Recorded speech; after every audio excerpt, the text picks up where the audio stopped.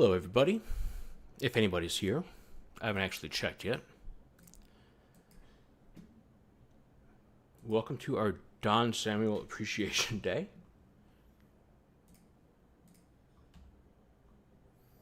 Hold on, let me get the chat up here.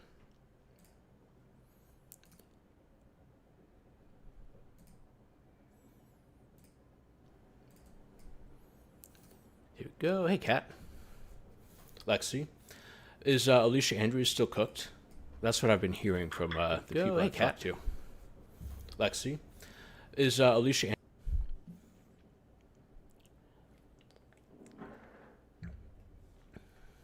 I hope that's not the case, but it seems like it. Apparently somebody was on video wiping down their car after the murder. That's usually not something you want to do. Yeah, she is. Yeah. Yeah, from what I gathered, it seemed like that case was more about like whether she was or wasn't involved. She is, yeah. There we go. Normal activity.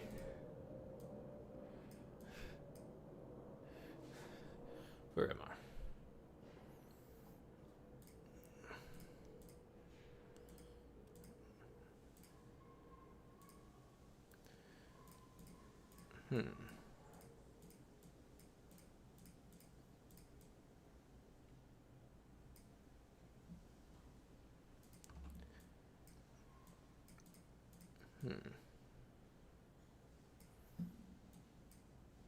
I think she should hope there's a simp on the jury. I can fix her. Oh, I want to show you guys something. While I like to give people a second to get in here before I get into the substance of it. There's a case that has come to my attention, shall we say. Here it is. There's nothing in this folder. That's a good job by me. Hold on, let me pull it up.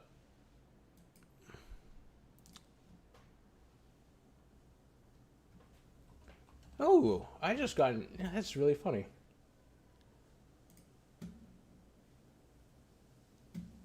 Oh, that's frustrating. Sorry, I just got a work email about a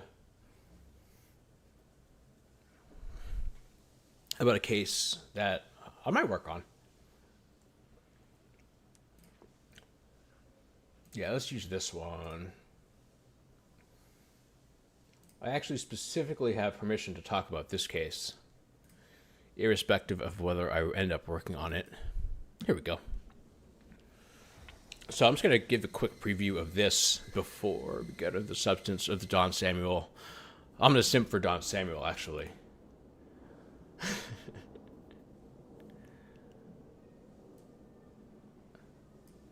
Why can't I get this stupid thing to work? That's so frustrating.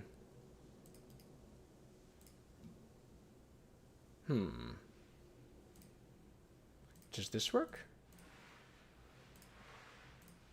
Man. Don Samuel and Andrew, yeah.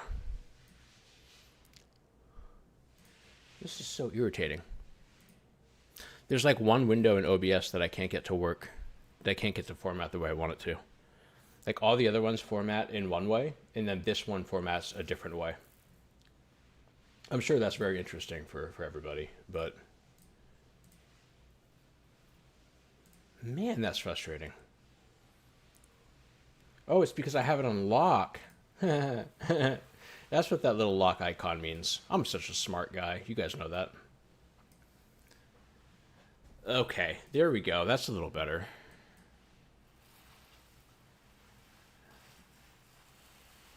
Do this maybe? There we go. Okay. So this is the case of Bryant Darius Riggins. And this is a Georgia case, but it is not Fulton County. This is my second not Fulton County Georgia case that I might be working on or interested in. And this case is a drone case. I'll give you a little preview here. This is something called Wilcox County. And the gist of it is that this guy, so let me slide this over. Riggins supposedly used a drone to transport drugs into Wilcox State Prison. And the issue is that I only have 157 counties. Let me see. I have, I've done Fulton. Well, if we count like the habeas counties, I've done Coffee or Bacon. I can never remember which because they're right next to each other. I've done Brunswick? What's that? No, Glynn County. So that's 3. And then this is Wilcox, which is 4. Then Fulton is 5. So I guess 154, which is much better. And the gist of the... Okay, so he was never seen. He was outside of a house where the drone was supposedly flown to the prison and back. And this is the evidence, really.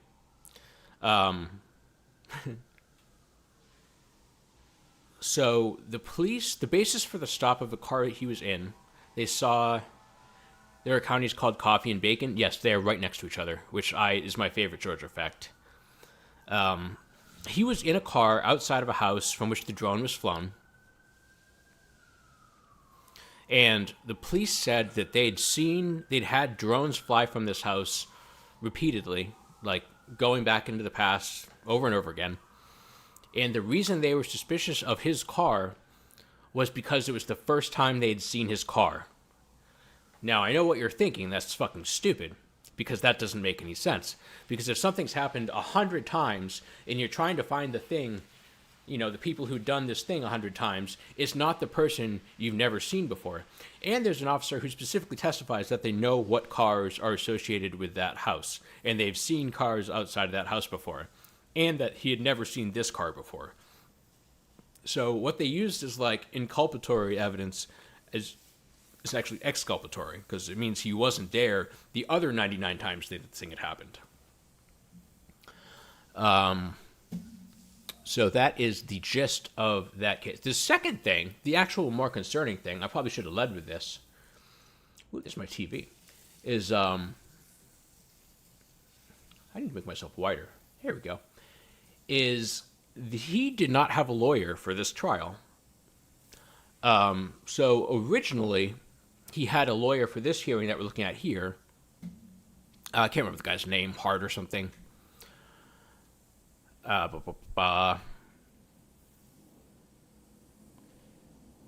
Or Ship, I guess. J. Edward Ship. And this was just a suppression hearing. This was the only hearing that this lawyer worked. He was privately retained, and I guess the defendant just couldn't keep him or whatever.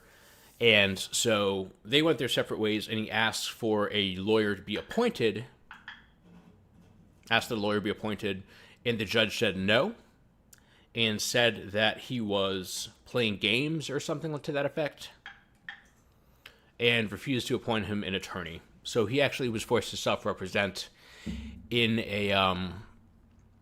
of course, they piled on some gang act counts, and also there was like some kind of drug smuggling or crossing the guard lines with illegal materials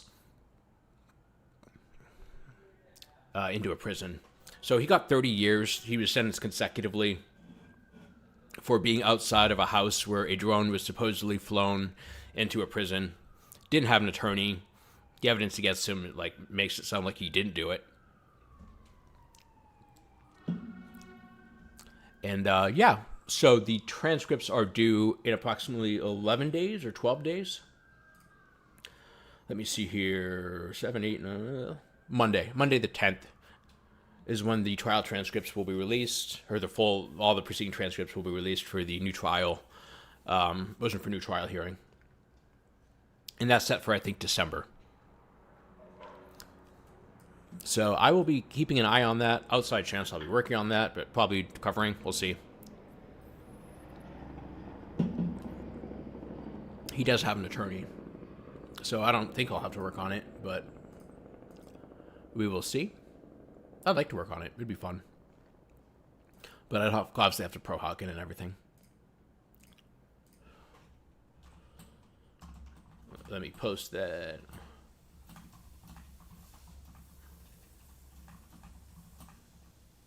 Okay, so let's turn to our Don Samuel case. So this is State of Georgia versus Weldon Wayne Carr. I found this case on accident. I was looking for, what was it? I think it was like habeas relief or something. But I actually was not looking for this case at all. And then I saw, let's see here, this is Don Samuel. This is the opening of the brief, and it is particularly juicy. It caught my attention. We can look at some more of the proceedings and transcripts, but I want to start with this one because it's fun. Appellee Weldon Wayne Carr was indicted in Fulton County Superior Court, charged with murder, arson, and assault. He was convicted in 1994 of murder and arson and found not guilty of assaulting his wife. See, this is from 2003. Supreme Court reversed the conviction on March 10th, 97. So that was 6 years before this was even filed. So obviously, long-term litigation. Long-term prosecution, I should say. In its decision, the Supreme Court held that inadmissible evidence was offered by the state and considered by the jury, and evidence that was offered by the defense was improperly excluded. In addition, the court's unanimous decision announced the extensive pattern of inappropriate and, in some cases, illegal conduct by the state in the course of the trial. We conclude that the conduct of the prosecuting attorney, Nancy Grace, in this case, demonstrated her disregard of the notions of due process and fairness and was inexcusable. I can actually pull that case up on Westlaw real quick, so I can get you the exact quote. What is that? 260. That might be a typo, actually. I think it's 267, Georgia, not 261.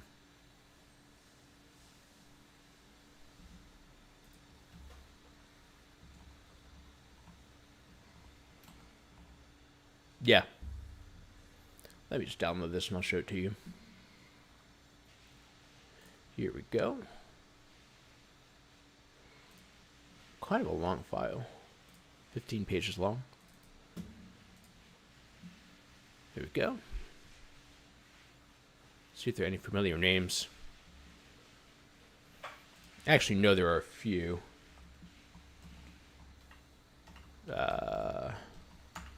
Nope. The Nancy Grace. The Nancy Grace. The one and only, thank God.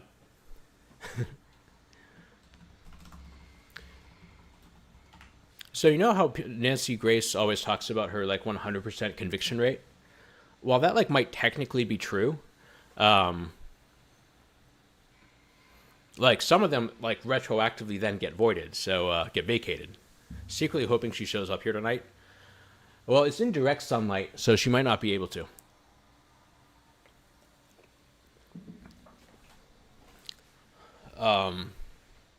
In any case, I have, like, garlic and a cross ready.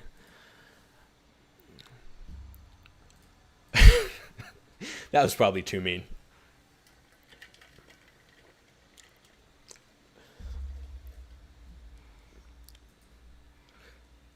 You know, sometimes I think about, like, what would happen if I ever get called up for, like, a disciplinary proceeding and, like, all this stuff gets read into the record and there's a transcript of every inappropriate thing that I've ever said about a case. And, like, a judge or a prosecutor has to, like, read these things out. Like, somewhere there'd be a transcript of me just ripping on every prosecutor in the world. Don't get charged with witness intimidation in Massachusetts. Oh, my goodness.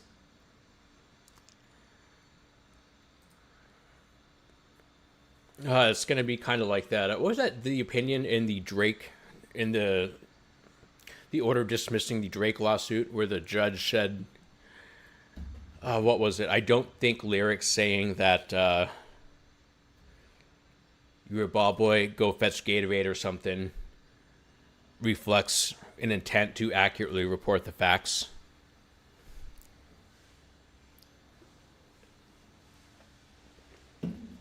The prosecutor whines. Yeah, that checks out.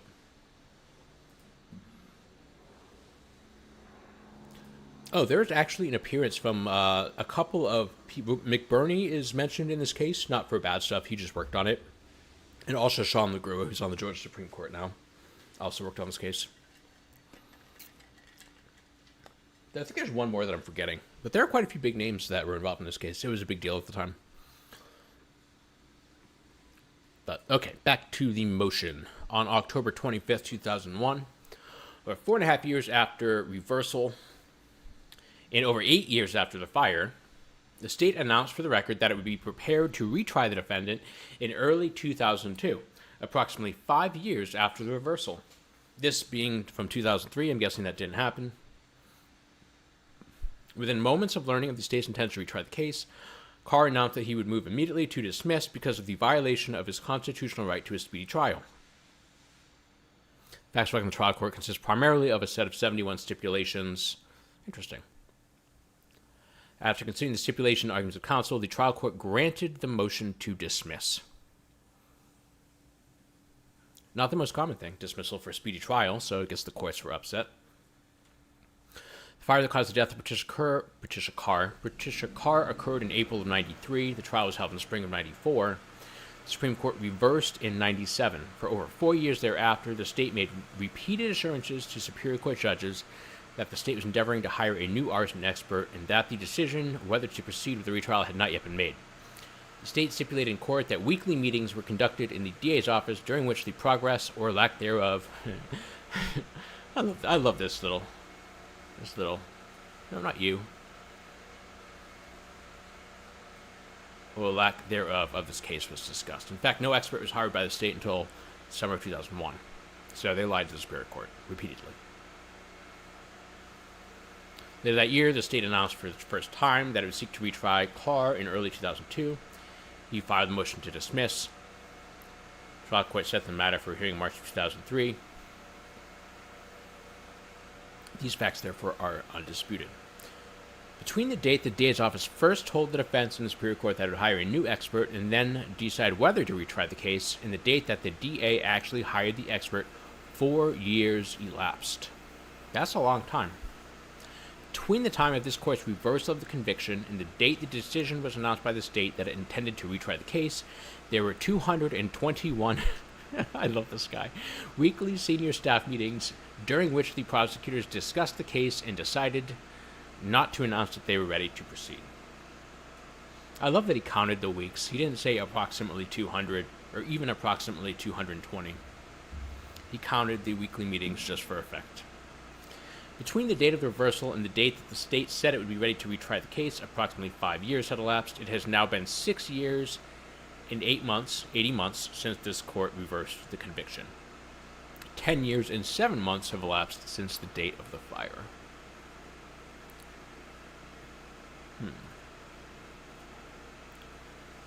Let's see here. Okay, that's my spot. All right, nearly 11 years ago, my kind of pet, exactly. 11 years ago, in the early morning hours of April 7th, 93, a fire erupted in the house of the Carrs. Patricia Carr died from smoke inhalation. Weldon Carr, was arrested on Easter Sunday, April 11th, 93, so just a couple days later. Charged with murder, arson, and assault nearly 10 years ago. The trial of these charges occurred from April 18th through May 10th. He found not guilty of assaulting his wife, but was convicted of arson, eavesdropping. Eavesdropping? I'm actually not sure. I gotta check. I don't think he was, but I could be wrong about that. No, you're right. He has been, actually. For at least 3 years, anyway. I don't know if he was after the vacatur. But he was actually in prison for at least almost 4 years. An appeal on behalf of Carr was filed in Georgia Supreme Court. In March of 97, 7 years before this was filed, the Supreme Court reversed. And that opinion was the one that we just looked at a second ago. This one here, where the Supreme Court said that Nancy Grace, I can't make any more jokes, where they said that there was misconduct on the part of Grace. So 7 years had passed between that finding, that reversal, and the filing of this motion. Here we go, it's a little better. Let me see. The state did not consent to a bond after the reversal. Okay. Paul Howard, the Fulton DA, advised Millard Farmer, one of Carr's defense counsel, in April 97 that he wanted to familiarize himself with the case before making any decision about how to proceed. So I guess he was in jail for at least much of that time. A meeting was held in the office of the DA on Tuesday, July 8th, 97. In attendance were Don Samuel, some other people, each of whom worked on the appeal. Okay, so between the DA and Carr's attorneys, also present were son and daughter. Representing the state were Paul Howard and John Cross. Carr's son and daughter told the DA they believed their father was innocent and that they were opposed to any retrial. That's, I guess legally that doesn't matter or shouldn't matter, but it seems to me that this is certainly a consideration. Here we go. This is Sean LaGrua, the assistant DA. You may recognize her as current Georgia Supreme Court Justice Sean LaGrua.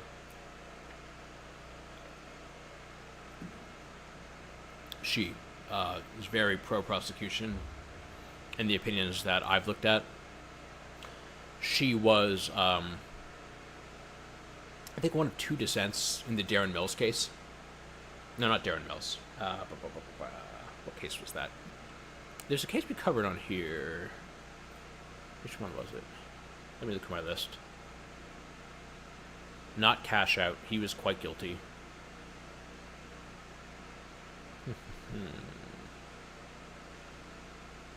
Oh, I know which one it was. It was Georgia versus Wilson, I believe. I don't know. But yeah, she's been generally pro-prosecution. But before the hearing, Sean LaGrua, the assistant DA handling the case, met with Farmer and advised him that she was in the process of retaining a new expert and that she would identify the expert to the defense. This conversation was documented in a letter that Farmer later sent to Ms. LaGrua. Later that morning, in a meeting with Judge Dempsey, LaGrua agreed to report back to the court about the status of the case on October 15th, 97. Judge Dempsey issued an order on September 17th, 1997. I turned 10 years old at that time, so, happy birthday to me. Walden Wayne Carr remained in the Fulton County Jail during this time in compliance with the agreement that he would not seek bond pending the state's retention of an expert. On October 16th, 97, having heard nothing from Sean LaGrua by the 15th of October as agreed, or from the Fulton DA's office, Carr filed a motion for renewal of bond. In this motion, Carr expressly and clearly announced that he was ready to stand trial, shut up, Aaron, and was not seeking any delay in the retrial of this case. You're a baby. I didn't know that.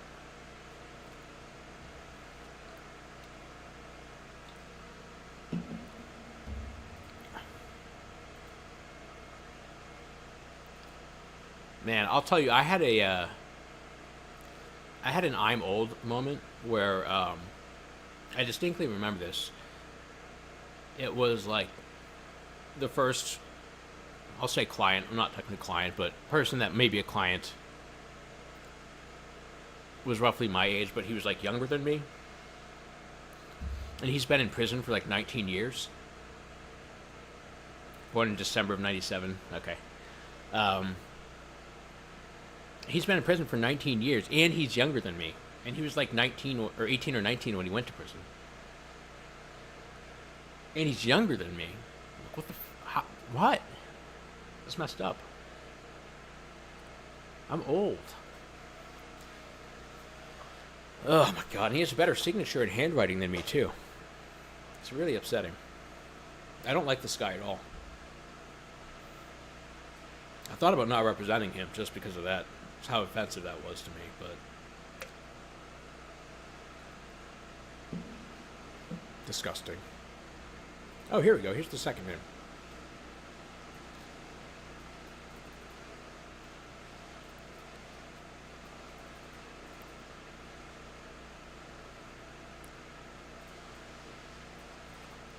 Some of you may recognize the name Robert McBurney as a Superior Court judge in Fulton County. Well regarded, too. Okay. In November 20th, 1997, LaGrua filed an additional motion in opposition to bond. In this motion, LaGrua expressly acknowledged that the state had agreed to retain an expert in exchange for the defendant's willingness to remain in jail. In April 98, the parties received notice that the case was on the calendar in May 98. LaGrua and Samuel met and discussed the state's effort to retain an expert. LaGrua and Samuel met with Fulton County Superior Court Judge Barnes. LaGrua conceded that no progress had been made in the case, that she had contacted certain ATF agents, and the state needed more time to retain an expert in order to decide whether to pursue the case, if at all. I care now.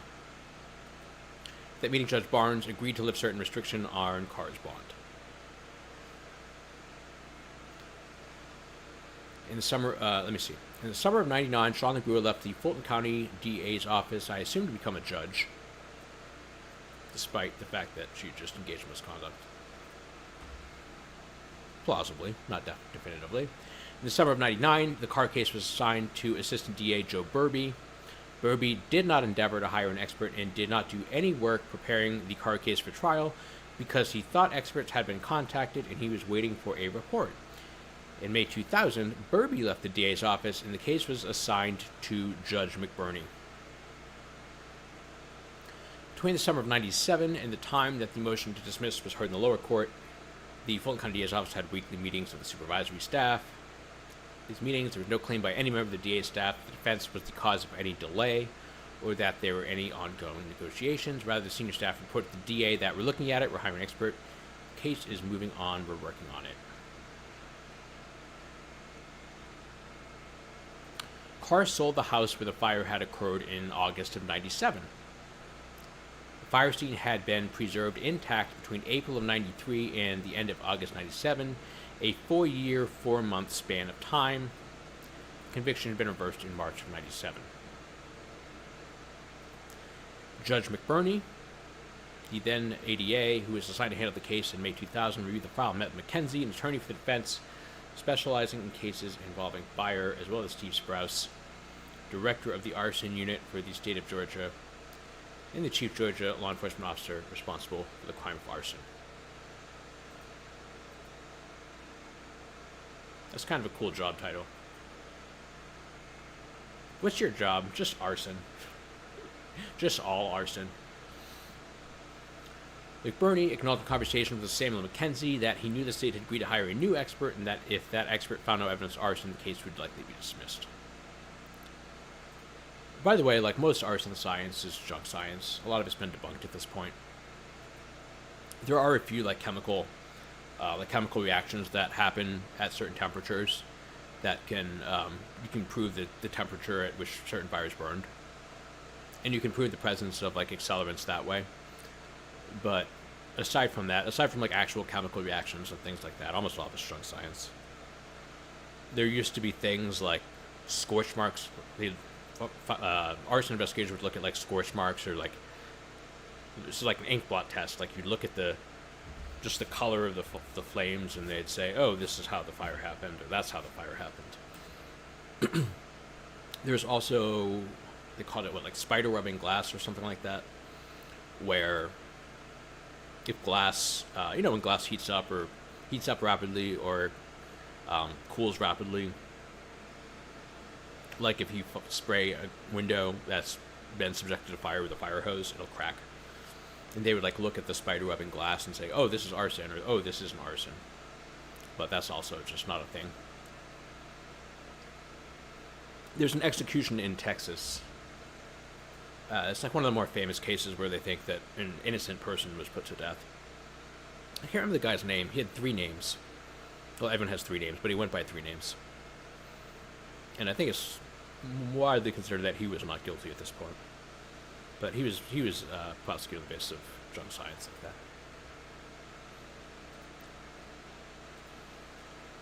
But, okay. I don't think I think yeah, that's right, Aaron. I knew he had 3 names because, like, if you have 3 names, you sound guilty.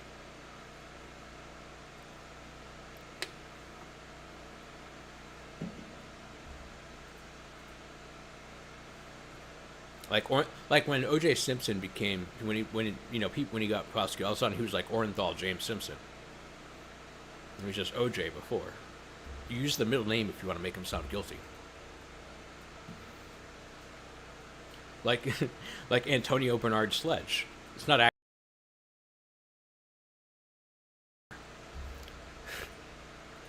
I'm sorry. I can make anything about Mooktook. I can make literally anything about that case. All right, McBurney.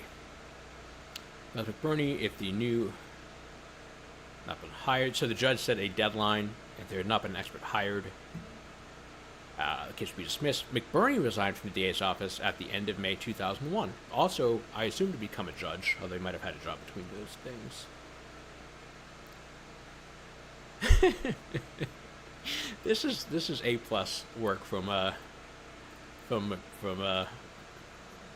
DA here. As of he actually, I mean not from the DA, from Don here. As of July 97, there were 5,800 members of the International Association of Arson Investigators, including 193 in the state of Georgia. Actually, I assume many of you. Let me pull up this report. I assume a lot of you have seen this, but is it this one?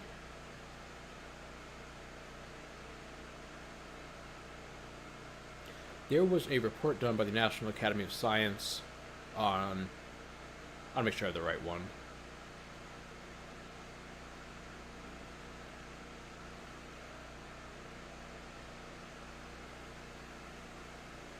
Yeah, I just saw the words forensic odontology, so this must be the right one. Here we go. This is a report that was done by the National Academy of Sciences on so-called forensic science. I think this is the right one. It might be, might not be. But if it's not this one, just look National Academy of Science, forensic science. Some of the people that worked on it. Let's see. There's some serious people on here. DC Circuit Court of Appeals. Director of Forensic Science Program. Professor of Biochemistry and Molecular Biology. So, actual scientists. But go down here, and they go through a variety of forensic sciences, in quotes. Describe different kinds of forensic sciences. Toolmark, firearm ID, forensic odontology, which is just probably the most ridiculous one. Bloodstain analysis, fire debris, paint. It's gonna be like pattern matching, fiber evidence, hair evidence, shoe prints and tire tracks, and almost all of this stuff is at least subject to error, if not just outright, not science. Let's see, in July 9th, 2001, the state returned service for Bob Holland. He filed his report with the state in September 2001. Pence was given a copy of the report after urging the court to order its disclosure in October of 2001. So they had to actually move for disclosure instead of the state just giving it to them. Holland's report does not reach a conclusion as to whether the fire was arson or not. Conversation with counsel, he declared he would not call the fire because he could not examine the actual scene.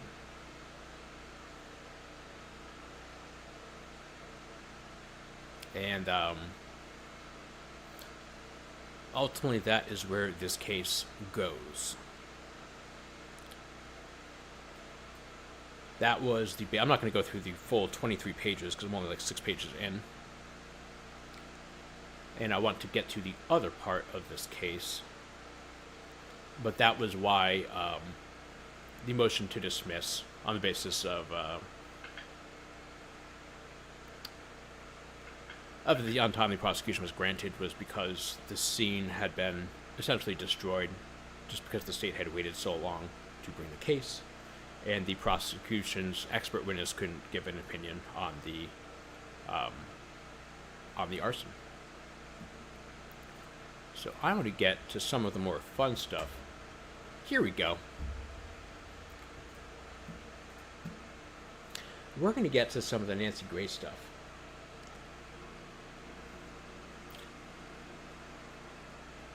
Just because it's fun.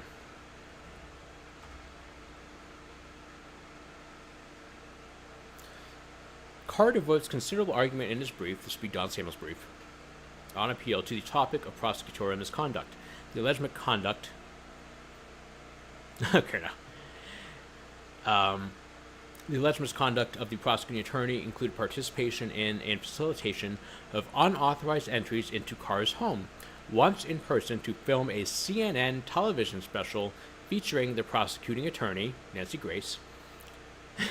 Yes, she broke into Carr's house with CNN just to film a special on her in a murder case. That is what she did. I actually gave a quote from this case, the one about misconduct, on Twitter. And GSU Grinding, who many of you will know, said, "Is that the CNN case?" He could tell just from like the one little sentence excerpt that I had quoted. But when you hear Nancy Grace talk about her 100% conviction rate, she actually doesn't have that because one of them got overturned because she couldn't help herself from breaking into a house with CNN to be the center of attention in a murder case.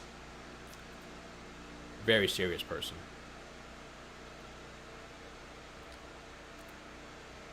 Again, by drafting and... oh yeah, we'll get to that later.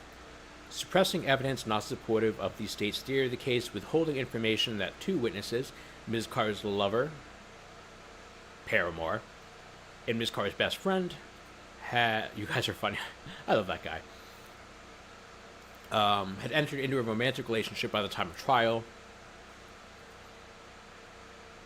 Withholding information that the prosecuting attorney and some of the witnesses were expending personal funds to obtain evidence for the prosecution. Abusing the subpoena process, withholding the complete witness list until the eve of trial. That's a classic. That's their favorite. Making statements in the opening statement about physical abuse, which the prosecuting attorney knew would not be permitted in evidence.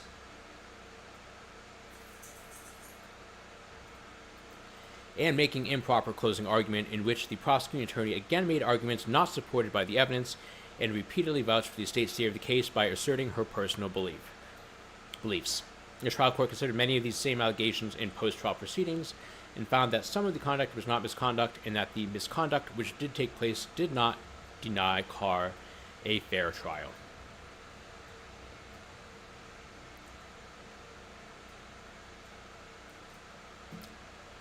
I will say that I was thinking about this past week or 2 weeks, I guess. Like, the biggest shock to switching to criminal law has been exactly this stuff right here. Really just, like, in civil law, usually, like, if you're right, you win. Whereas in criminal law, you can be right, and the judge will be like, yeah, you're right. But it doesn't matter. Because he's still guilty. It's not a big deal. I'm just going to make convictions stand. And so it's not like, in civil law, you just have to be right.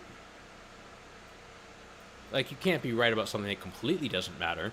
But if your argument's correct, and the law wasn't followed, or the contract was breached, or this, that, or the other, you're going to win, right? But in criminal law, it can be like, hey, this guy's sentence didn't say this. And the judge will be like, yeah, you're right, but it's not a big deal. He can stay in prison. I'm not worried about it. So, like, not only do you have to be right, but you have to be right and, like, you have to like convince them that it matters that you're right, and that's incredibly frustrating. In criminal, it's your right, but yeah, exactly. Um,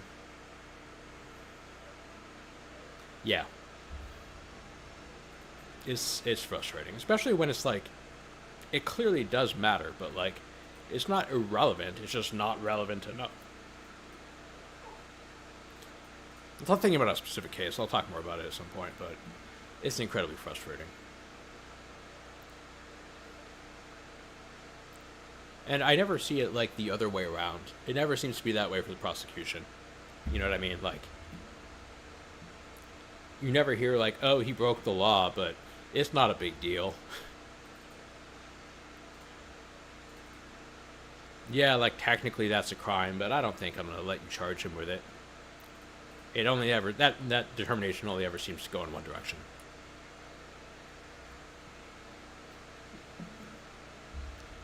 Our review of the record supports Carr's contention that the prosecuting attorney engaged in an extensive pattern of inappropriate and, in some cases, illegal conduct in the course of the trial. Nancy Grace, we're talking about here. Specifically, his allegations about illegal entries into his home are borne out by the record. Again, Nancy Grace broke into his house for CNN. The trial court, after hearing on a motion to suppress evidence gathered through illegal use of subpoenas, specifically found that the prosecuting attorney abused the subpoena process by, among other things, inserting false information regarding hearing dates. Oh, I thought that was going to be a list. That's why I said it that way. By, among other things, inserting false information regarding hearing dates.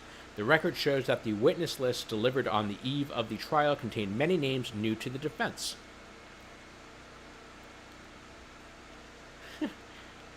Footnote: the state's argument on appeal that there was no harm because the defense was aware of half of the names on the list does not persuade us that there was no wrongdoing. What about the other half, you dipshits? I swear to God. Okay. Again, like what would that argument from like the defense look like? Yeah, he did murder half of the people, but he didn't murder the other half. Therefore, he guessed it's not a big deal, right? Like, there's no harm. You charged him with 4 murders. He only did 2. You must acquit. Like, that never happens. Like, what? Yeah, you said he stole 10 cars. He only stole 5. You must acquit. Like, no. I literally had to write and get a new policy passed in law school for my client to get out. And the state is still trying to send him back to prison. Innocence alone is not enough. Yeah. Okay. Transcript of the opening argument shows that the prosecuting attorney repeatedly made references to physical abuse, although the trial court had ruled out all evidence of purported abuse. There's no occasion, no excuse for attempting to influence the jury in advance by improper statements as to evidence which counsel knows he cannot prove or will not be permitted to introduce. In the closing argument was replete with references to the prosecuting attorney's beliefs. It has long been the rule that a district attorney may not state to the jury his personal belief in the defendant's guilt. In patent misrepresentations of facts, such as the prosecuting attorney's use of a chart falsely indicating that a defense expert had not disagreed with a specific opinion by a state's witness. So this is all Nancy Grace. Wait, what did Trenton say? I didn't see his name.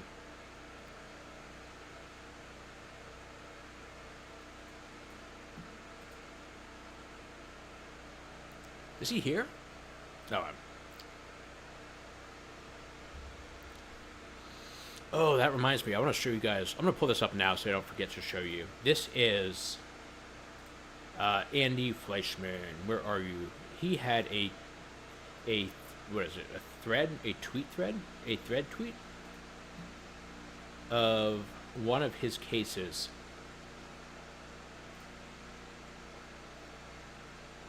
From when he was a public defender. Andy, why do you tweet so much?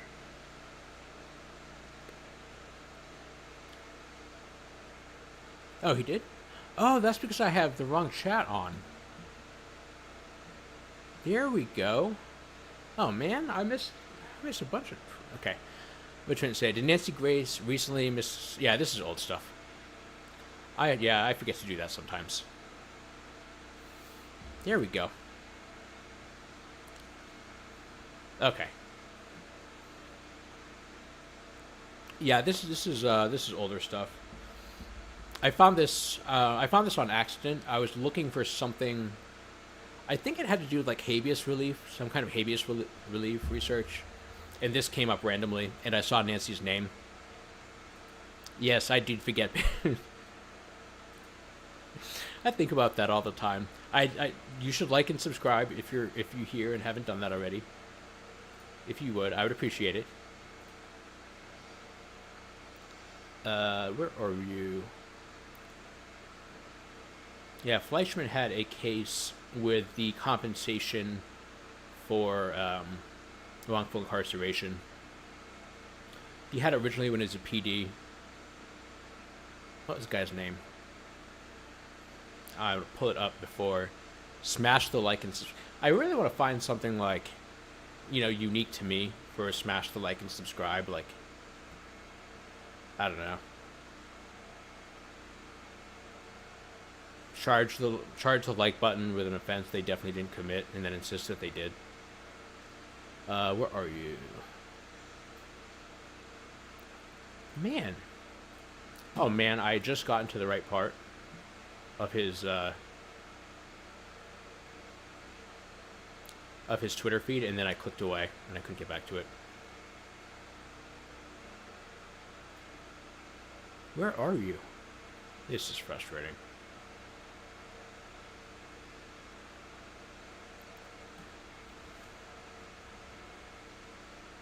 Here we go. I got it. Okay, I'm gonna come back to that later. If it get you to 2K subs, would you attempt to balance a carrot on your nose to celebrate? I will do that. I'll do that. I mean, I don't have a carrot right now, but if I did, sure. I assume I can do it.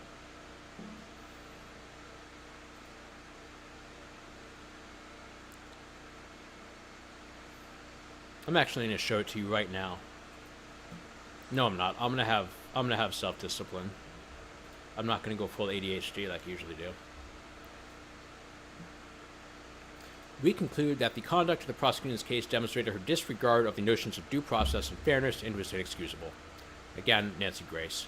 Because we are reversing on other grounds, and because Carr has gotten the relief he sought in raising the issue on appeal, we need not conduct an analysis to determine whether the misconduct of the ADA who tried the case was so harmful as to require reversal. So that, again, that's Carr. Not Carr. That's Nancy Grace.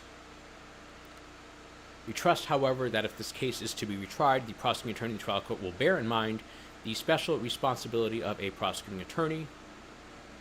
Responsibility of a public prosecutor differs from that of the usual advocate. His duty is to seek justice, not merely to break into somebody's house to film a special with CNN to self-aggrandize. What if I also... Okay, I can show it real quick.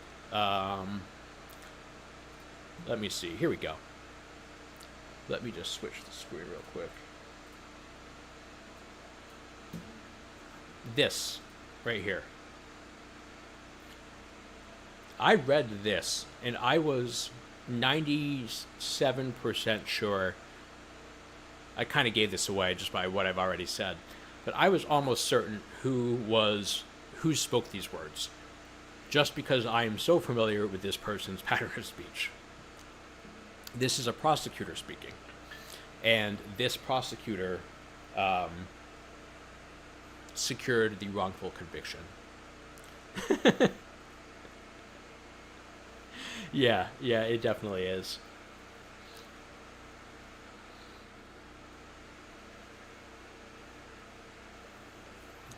Also from like this part here.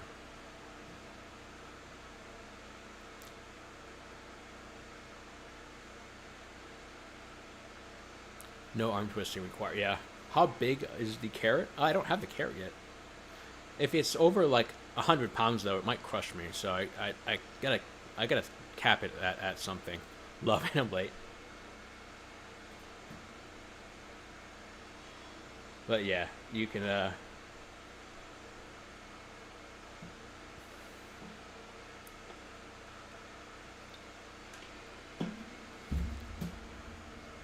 This is actually eerily reminiscent of a case. This case is.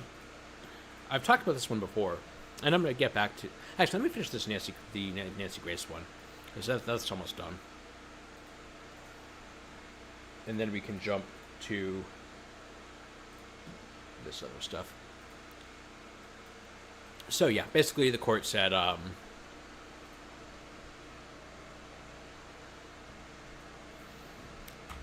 That Nancy Grace was caught up in even yeah. So this precedes the brief that we read. This was the order reversing the conviction, and they explicitly found that Nancy Grace did all kinds of bad things and reversed the conviction on those grounds. So Nancy Grace does not have a 100% conviction rate if you account for the times that her cases were reversed.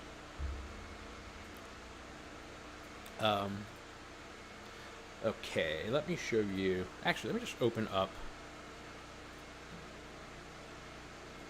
I've talked about this case on here a few times. I have like an attachment to this case because it was literally the very first Georgia case that I ever opened while doing research, like actual research for Georgia. I've probably read cases from Georgia before, but this was the first case that I ever read while actually researching. This was the YSL case I was researching. Moontung's case specifically. I'm not sure which one of these two it was.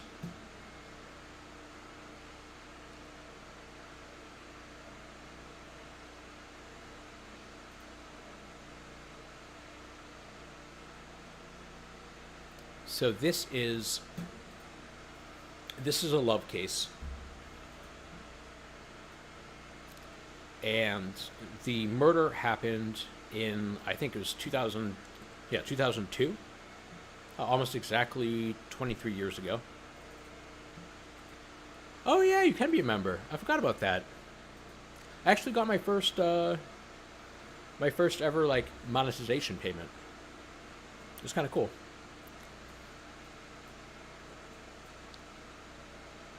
So this is a case from October of 2002. I read it in January. Actually, there's only 7 pages. Maybe I can get through this. Actually, no, there's not that much useful in here. But there was a murder in 2002. There were shell casings from a .40 caliber handgun and a 7.62 millimeter. That was actually the murder weapon. And anyway, in 2002, these people broke. This is in Atlanta. Somebody broke into this crowd. What should I call it? It wasn't a crack house, but it was a store. They had a front.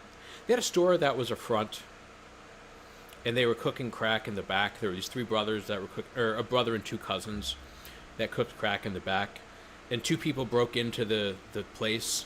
It was called. What was it called? Heavenly Scent was the name of the store, but the locals called it Heavenly Fence. The police called it Heavenly Fence because people would like fence stolen goods there. It was called Heavenly Scent. They broke in. 2 people broke in, killed this guy. Well, the exact number is in dispute, but 2 people probably broke in and robbed the place. They stole the crack, stole the money, and killed the guy who owned the store. The 2 cousins who had been cooking crack got away. That same day, it was like after midnight, I think, so it was either the same day or the next day. The 2 people that had broken in had been killed in retaliation. And the case was marked closed in 2002 because the police were like, well, the 2 people killed the one guy, and then like the two guys got killed, in retaliation, so there's nobody to prosecute. Like the streets handled this. There's nothing for us to do. And then, I think it was 9 or 10 years later,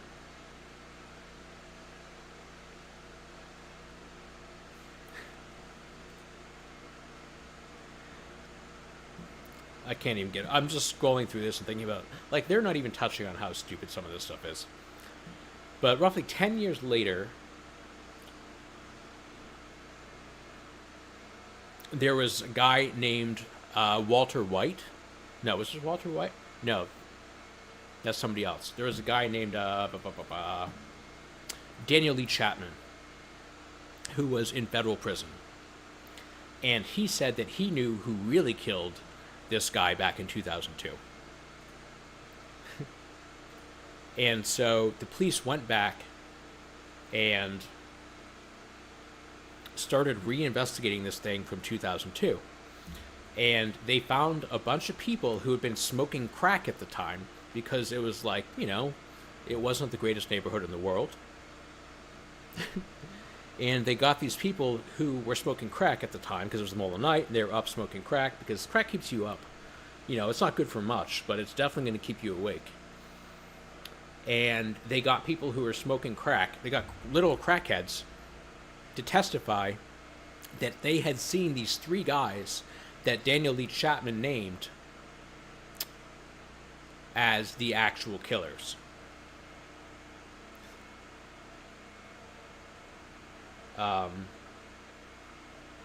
There's actually, I've talked about this case before, some of you may remember this, but there's actually a part where Adrian Love argues, that Adrian Love argues that crackheads are not necessarily unreliable. And she does this whole, like, and I agree with, like, the premise, but from her, it's kind of silly, that, like, just because they were smoking crack doesn't mean you shouldn't trust them. Because, like, drug addicts, it's a disease.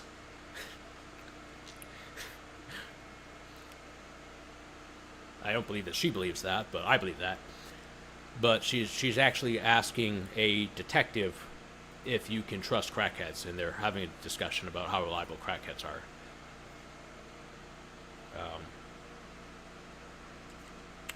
And yeah, exactly. Like, I mean, I like, it's funny because, like, I agree with her. Like, it is a disease. If you've ever, like, met somebody, you've ever had somebody you love, like, get addicted to opioids or something, you can, like, see their personalities, like, fade away over time. It's tragic. You don't look at them as, like, criminals. You just look at them as who they used to be. It's like they become somebody else entirely. They're not like, oh, I'm going to go commit a crime.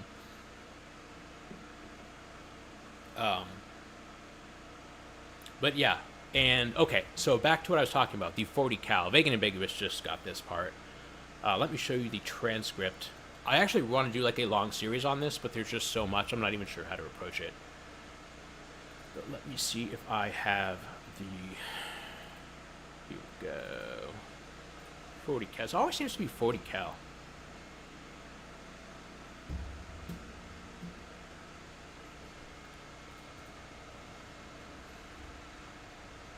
Not smoking crack, smoking gun. There we go. I'm distracted tonight with chocolate chip cookies. I do like chocolate chip cookies. It's awful, and you do get to a point where you can... Yeah, totally. Definitely. Yeah, my sister had... She's clean now, but it was like 20 years. But, okay.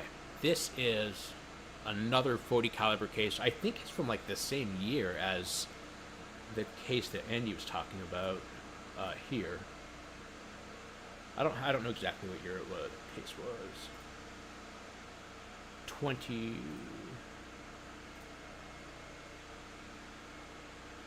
I can't find it. But yeah, it was Judge Newkirk who actually vacated the conviction, who is now retired. Judge Newkirk is the one who accidentally said that he was reading out the verdict and he said guilty instead of not guilty. And people kind of thought that he was like a bad guy. But he's actually like one of the most pro like criminal justice reform judges that I've ever seen. I love Newkirk. He vacated Unfung's case in like 2012.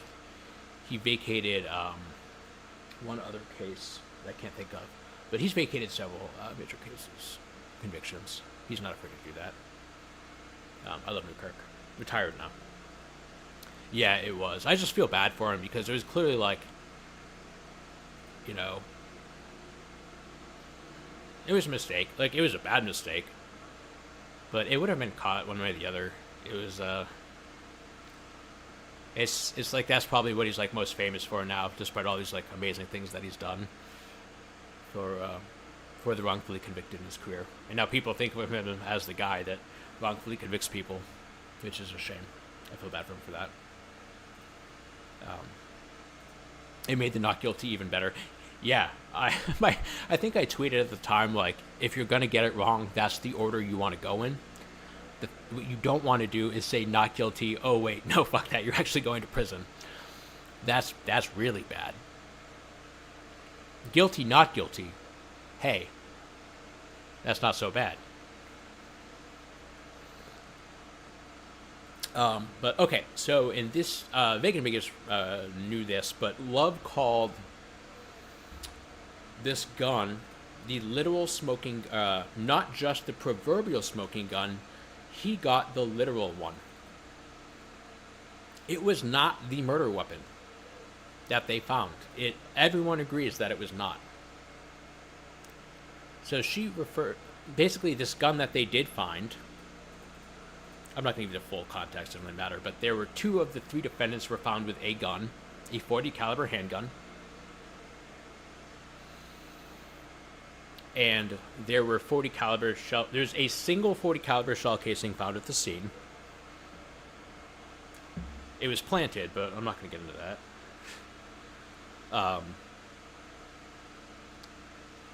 There was a single .40 caliber shell casing, brand new, found at the murder scene. It was found standing upright at the door, directly underneath the floodlight, that police would have had to have stepped over repeatedly to get into the crime scene, and it was only when a certain detective got to the scene that he found this single shell casing, even though every other cop that had been on the scene would have had to literally walk over it and supposedly didn't see this shell casing. So this .40 caliber shell casing at the scene that wasn't a murder weapon, that wasn't, used to kill the guy, was discovered. Wasn't the murder weapon. Had nothing to do with the murder. And that was where the .40 caliber shell casing came from at the scene. Years later, there was a .40 caliber. Days later, there's a .40 caliber found with 2 of the 3 defendants, and Love used that to say that the .40 caliber was the murder weapon when it wasn't. Called it the literal smoking gun. It was not. There's no evidence that it was fired at the time of the murder. .40 caliber handgun. So when I saw a .40 caliber handgun in the year and the name, I was like, oh, that's kind of funny. Let me see. Oh, wait, was I showing you? I was showing the wrong thing, wasn't I? Yeah, .40 caliber handgun. Little smoking gun. So yeah, it was just a funny little overlap. The interesting thing from this case is that I actually think I know who did it. Based just on the trial transcripts.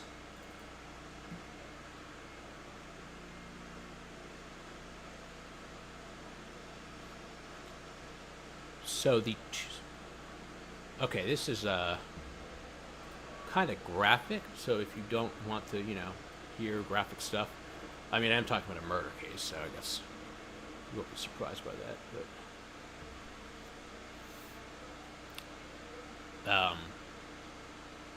so remember how I was talking about how at the scene it was basically like a crack den, and they were like they had a business in the front, and the victim lived there too. He's called the Beeper Man because he fixed beepers and electronics and stuff. But there were 3 people there. It was the victim and his 2 cousins. The 2 cousins were seen running from the murder scene. And this is confirmed. They admit that they ran away from the murder scene, didn't call the police, because they said that they thought that the people breaking into the place to rob the place were the police. So their story was that they saw police coming into the building and ran away. And they didn't call the police because like, oh, the police were already there. So apparently they mistook a bunch of guys breaking in with an AK and a 40 for the police, because police always carry AKs. That's their story. Second of all, there was blood found at the scene that belonged to one of the two cousins. There's a DNA match to the cousins at the scene. So there was a fight. The victim was beaten, and so there was a fight inside, despite the fact that he was killed with a gun, apparently. One of the cousins' blood was also found at the scene, even though he ran away without incident, allegedly. And they were seen running immediately after the murder occurred. Third of all, the victim's mother testified that any time those two cousins looked at her after that incident, she could see sadness in their eyes. And she said that she felt like they weren't honest with her and that they were hiding something from her. And there was a massive falling out between the victim's brother and the two cousins. They never spoke after that, at least for many years. And obviously that's all circumstantial and kind of, well, I guess the DNA is also circumstantial, but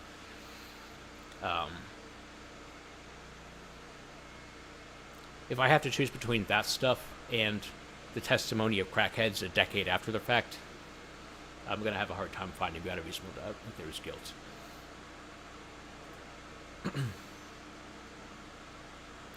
And the two cousins' stories are inconsistent. Transition from 40 to 9, 2024. I didn't know that.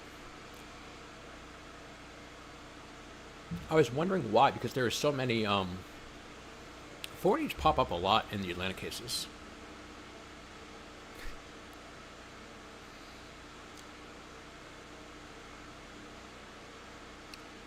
What else?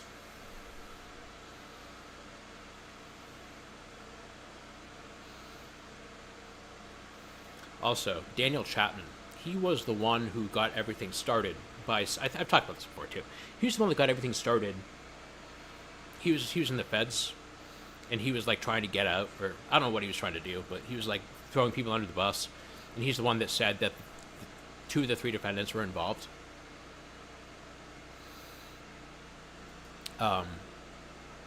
I think I've shown this before, but he got out a few years back, and he then went on to kill somebody extremely violently.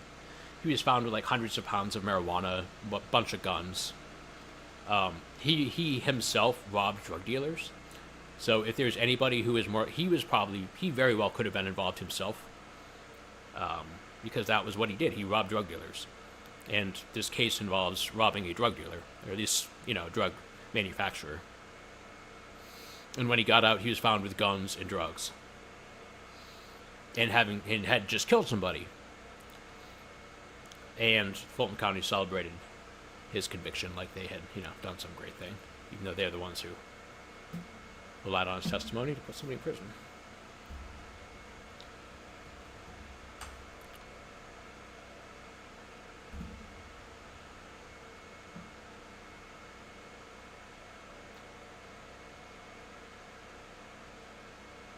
It says some of this is like dark humor, but there are some deeply funny moments of testimony in this case involving crack. Here it is. I posted this before. I can't remember which witness this is. Let me see real quick.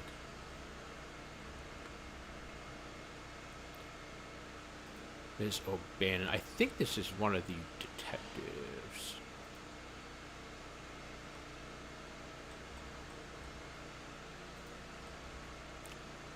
Let me pull up my notes. I'll be able to tell you.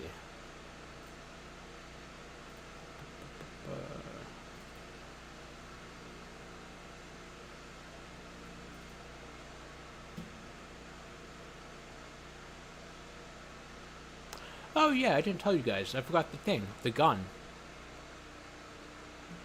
Crack is whack. I've talked about this case before, but this is the one where the gun was destroyed. The 40 caliber, that was the literal smoking gun, was destroyed before trial. And Love got a report about the gun admitted into evidence, even though the defense could test it to see if there's a match or anything.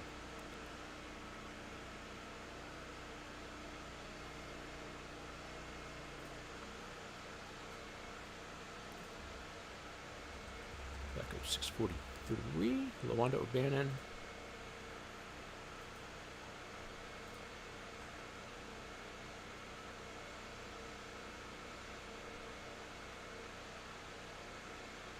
Oh, here's a little bit of it. Destroyed or rehomed. It's at a farm in Vermont. It's very happy. It's a lovely gun.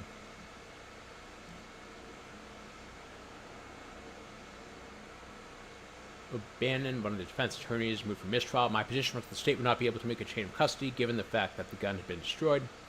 It's indicated to the court. I did diligent research too, but it doesn't seem that I can find much from my position, Your Honor. Your witness testified the chain of custody. The only thing I would note is I also went back to the office to go through all the discovery that we've been given. I could not locate any property reports pertaining to the gun or any serial number that was on the gun that was taken in this case. So that would be pretty cool too. The state has indicated to me that they have that, and they may have gotten it after we started jury selection. Are you fucking kidding? This case, the murder happened 10 years before this happened. Before this hearing that we're reading from right now.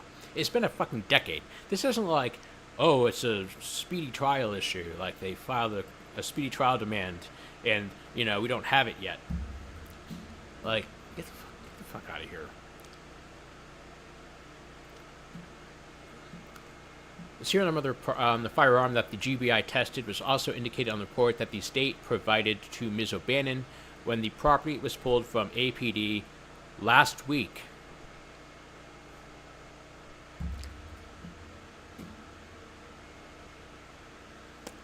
When we got that, I brought it in, everything in a folder. Some things won't have a certificate of discovery attached to it.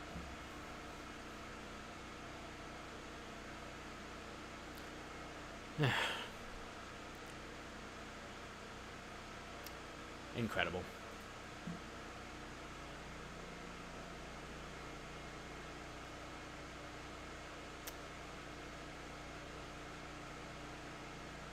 Also, yeah, this is one of the most frustrating things about this case for me.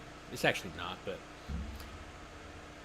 I was trying to figure out like where everything happened, and so I was on Google Maps trying to find out like where all the stuff had gone, because there were like multiple houses in the neighborhood, and there were like people running back and forth, and I wanted to like visualize what was going on, and I couldn't find this one street, and they changed the name of the street in the last 20 years. I spent like a day trying to figure out where the street was.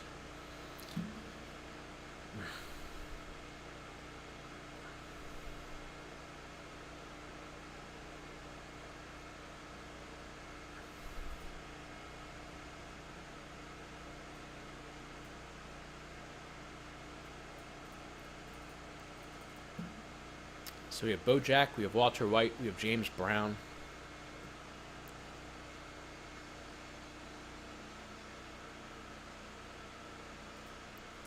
So was there any conversation prior to getting there, like, hey, when we get here, we're going to be cooking these drugs and blah, blah, blase? Kind of heard them kind of mention with each other. So they were talking about cooking the drugs, right? Well, I just heard him kind of mention some stuff. Like he was just saying something wasn't doing right. Could you straighten it up for me? Oh, so indicated that he'd been trying to do something earlier and couldn't get the mixture right. Apparently. So he told Bojack, I need you to fix it up for me. So apparently they knew before, I can't say. Prior to your arriving, Eric Kemp, the victim, indicated that he had tried to cook some drugs before, but he couldn't get it right. So he tried prior to your arrival. So, yeah, that's... Oh, am I disconnected? Okay, sorry, my stream disconnected for a second.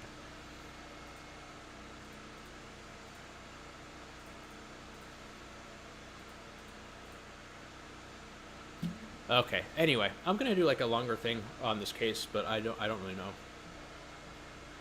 know what to do because it's like 13 volumes. It's literally thousands of pages of trial transcripts.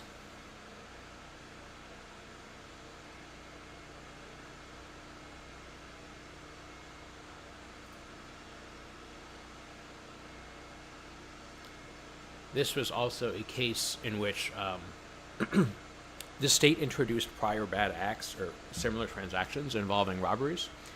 And the interesting thing is that the cases, these similar transaction cases, were never even tried. They just charged the two guys. They charged two of these guys with past crimes, and then in one case they just dismissed it, and in one case they didn't even indict it, and then the other they dismissed the indictment, and they used that as evidence of prior robberies that were supposedly similar. So, like, all the things that I hate were present in this case. Prior bad acts, suspicious ballistics, unreliable witnesses, crackhead witnesses, misrepresenting evidence, withheld evidence. And yeah, these guys have been in prison for 15 years now.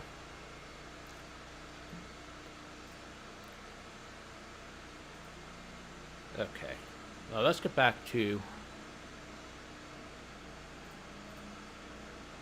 the topic of the video.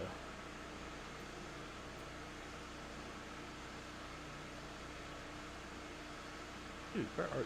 Here we go. Haley. Kind of sounds like Haley when I say that. But this is...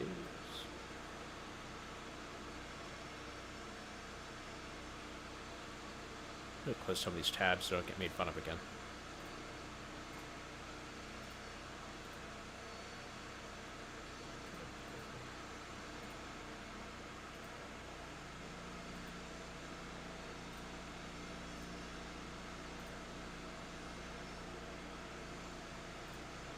Okay, so this is going to be the Don Samuel lyrics case. Let me see. I guess I'd start with the indictment. I haven't looked at all of this stuff, to be honest with you. This is relatively... Oh, Georgia, Houston County. I have no idea where that is.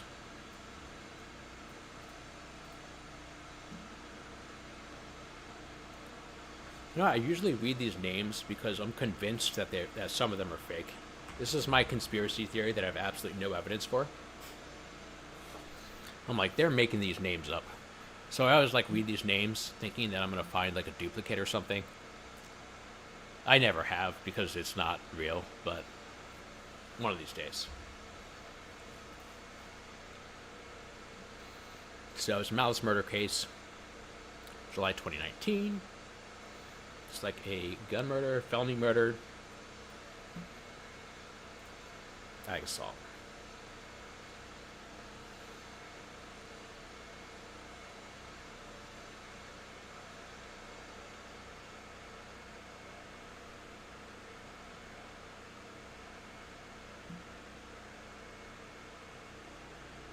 He did eventually plead to a lesser included, but I'm going to show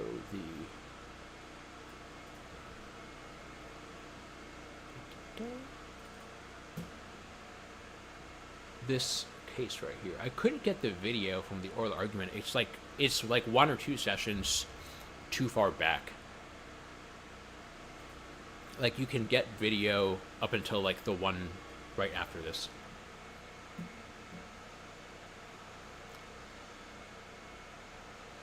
We're not going to go through the entire thing because it's 37 pages long. But again, this is a Don Samuel case. This is Don Samuel Appreciation Day. This is the direct appeal of a murder conviction. It's all jurisdictional stuff. Morgan Baker, a rapper, indicted in Houston County and charged with the offense of malice murder and felony murder. Sentenced to life in prison. The principal issue... I can't read today. I hope I can read the other days. Oh, I guess I shouldn't be so sure. The principal issue in this appeal focuses on the admission of a rap video. I'm not sure why it's in quotes, but it's kind of funny. The prosecution argued before trial, and the trial court agreed that the rap video, which portrayed appellant brandishing a gun, established his identity as the perpetrator of the murder. I don't even understand what that means. Like, I understand what, like, identity as, like, a concept is, but anyway. Appellant argued below and raises his enumeration of error in this court that the video had no legitimate probative value and was unfairly prejudicial and should have been excluded pursuant to 403, my favorite, and the First Amendment, rather than allowing the prosecution to play the video several times during trial and to argue that it proved that Baker was violent during the prosecutor's closing argument. The video and its lyrics should have been excluded. While there are surely many disputed issues in this case, there is one issue that was never disputed, not within 1 minute of the defendant's opening statement. Morgan Baker, the man charged with murder, the appellant in this case, was a close personal friend and road manager of a rapper known as No Cap.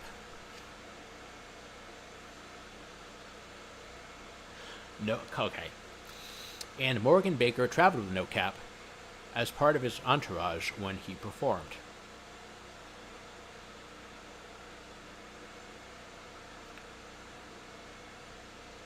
Man, that's going to be tough for defense lawyers. Like,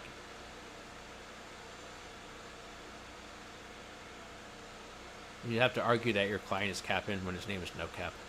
Anyway, that was never a disputed issue because defense counsel made that clear in the first sentence of the defense opening statement. Wait a minute, am I reading the right one? Yeah, sorry. Good afternoon, on July 6, 2019, at 2:07 in the morning, Morgan Baker and an unknown man walked to the end of that breezeway at Club Boss after Morgan Baker was just punched in the face by security. It's not great security. Morgan Baker got to the end of the breezeway. He said goodbye to the unknown man. He takes a left. He walks down the side of the building. He takes another left. He walks behind the building to where his employer and his friend and others are waiting in a van in another vehicle, another car. Let me tell you the story of what happened in this case. Back in the summer of 2019, Morgan Baker was working for an up-and-coming hip-hop singer. You've heard of him, No Cap. You've heard him discussed. His name's Kobe Crawford. Kobe Crawford, No Cap, and Morgan were friends since adolescence, and now Morgan was working for No Cap as his road manager. Road manager's in charge of logistics, equipment, install issues, travel issues. That's what he's managing for his friend. Just outside of Club Boss in Warner Robins, Houston County. Sounds like a law firm. Warner Robins, Houston County. Okay. There was a shooting. In this case, the prosecution alleged Broken Baker. He had a rap career, but he decided to forgo it to pursue other ventures.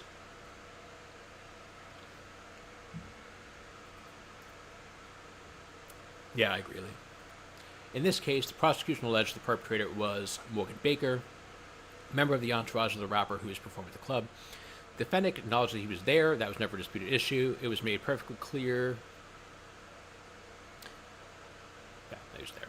Performing that night at the club was No Cap, a rap artist from Alabama. Rappers, perhaps all artists, travel with an entourage. Generally, other than the security guard for the performer, nobody in the entourage has a firearm. No Cap arrived in a large van with an entourage of about 10 people. The club provided security guards at the door who frisked customers, and No Cap traveled his own security. When the van arrived, the promoter who owned the venue directed the van to park at the back of the club, which is located in a strip mall. So the van pulled to the end of the strip mall and then around to the back entrance. 500 people at the club. When No Cap performed, after he performed, the club closed and the patrons were directed to exit. Security at the front door knew once the show ended, nobody was allowed in the front door. Morgan Baker, meanwhile, had exited the club during the end of the performance, leaving by the front door. The show ended, however, he wanted to come back in to exit with the rest of the entourage out the back door to get in the van. Security guards would not let him in the front door because nobody was allowed back in. Baker was upset. Surveillance camera recorded the confrontation between Baker, another person who was with him, and the guard. Baker was in a white shirt and no hat. The other person was in a black shirt and wearing a hat. One witness said the gunfire started 20 to 25 minutes after this encounter. That witness also believed he heard shots come from more than one gun. Surveillance cameras indicate that the shooting started within a couple of minutes of the altercation. Baker testified and acknowledged that he was in the surveillance video involved in the confrontation, testified that after that occurred, he walked down the breezeway and went around the side of the strip mall and walked back to the van and got in. Okay, so there's a confrontation. He leaves eventually. Oh, hey, Aaron. Yeah, I don't know if I have, like, notifications at work or whatever, but I've been hearing that a lot. Sorry about that. Meanwhile, the artist, he exited along with most of the entourage out the back door. The manager believed that Baker was in the van before it left the rear of the building with no cab after the show, and he would not have left had Baker not been in the van. As the van drove off, he pulled in behind. As the patrons were leaving, and the performer and his entourage were leaving out the back, there was suddenly an eruption of gunfire in the front lot. Chaos ensued. Gunfire erupted at 2:09. The promoter, who was in his own car, drove behind the van as it was leaving, and he heard the gunfire as they were driving from around the back of the strip mall. The van did not stop. It's probably a good idea. He did not see anybody get into or out of the van as they drove around the corner. The security guard at the front door was killed in the gunfire. Yeah, seriously. Me neither. Like, sometimes I'll get a notification, like, a day later. Very helpful. Shell casings were located from down near the end of the strip mall. Another security guard who was at the front door testified the gunfire came from that end of the strip mall. Okay, I don't need to go through all the details of this. I'm trying to focus on the lyrics part. 3 women went to the show together. After the show, one of the women who had driven the others in a car testified they got in the car and that she was in the driver's seat and she suddenly heard gunshots. She turned off the car and ducked. The first woman did not see her during the shooting.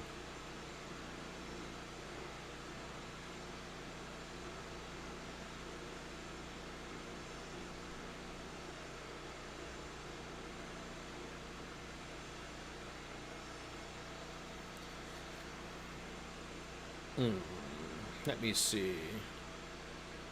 Okay, this is just a recitation of all the testimony. Wait, what? There's a video we can watch? Okay, this is getting good. I didn't even know this. Prior to trial, the defense moved Illuminate to exclude a rap video that the prosecution intended to offer at trial. The video portrayed Morgan Baker and No Cap and many other people engaged in typical rap video lyrics and theatrics, including brandishing guns and making gang signs. Ultimately, the judge entered an order permitting the prosecution to play a portion of the video. The court rationalized that the video demonstrated that Morgan Baker and No Cap knew each other, and that Baker was therefore likely to have been in the entourage that accompanied No Cap to Warner Robins, Morgan County. Therefore, the court reasoned the rap video proved identity. Okay, let me try to open this. I didn't really read these. Usually I read these like much more carefully before I do the show, but I didn't this time. But let's see if this is still up. Oh, yes, it is. Here we go. This is fantastic. Let me just switch some stuff around on my little setup here. Don't play it if it's music. I have a feeling that I'm not going to get copy. This has 117 million views? God damn. I don't think I'm going to get a copyright strike on this one. Comment over it? I mean, I will. Let me see here.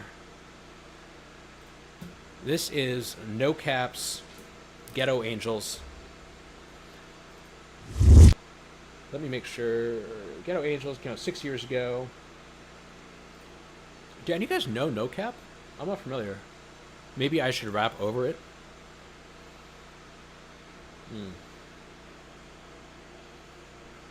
Hal on the beat. Okay. I don't even know. Like, I'm excited. Wait, I don't know what he looks like, though.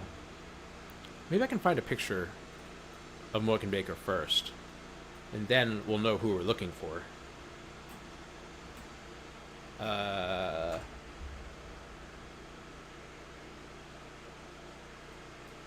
Okay. Here we go. I think I have something. Okay, this is not a great picture, but... So he looks something like this. Oh, man. This is Morgan Baker, apparently. Like, I don't know why they couldn't get a better picture, but Okay. All right. Here's the video. I think a no cap sound familiar. My daughter's saying. Definitely. All right. Let's see here. Hopefully I don't get a copyright strike. We'll see. Clearly guilty.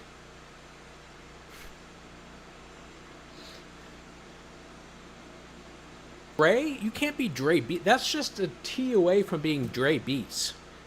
That's no. You can't do that. I'm sorry. Even if that's liver things, this is a complete this has nothing to do with anything. Is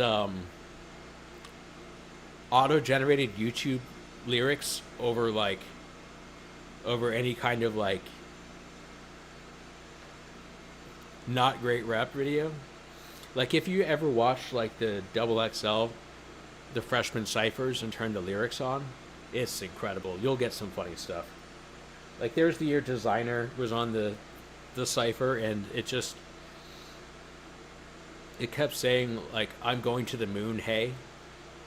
I'm sorry. If you have a minute, you should do that. There's Morgan here. I'm guessing this is Kobe Crawford or whatever his name was. No cap. I don't see. I always thought that you would. Is he in this video? That? I'm sorry. I'm just trying to get myself into like the headspace of a prosecutor, right? Like, how do you watch this and think, this is it? I fucking got him now. I can prove my case. This is evidence right here. This is the good shit. I want to show this to a jury. Not because of like this guy, but like one of these other dudes. I don't... Like, where's this picture? Okay.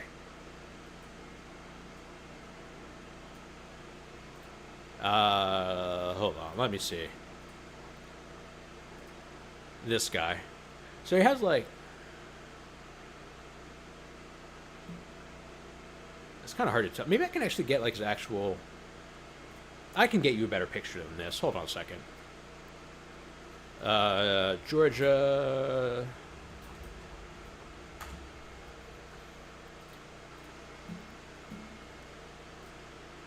You can get pictures of pretty much anybody.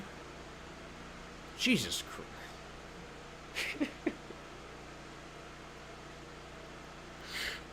Okay, this is actually an excellent example of something that I want to show you guys. This is actually a pastime.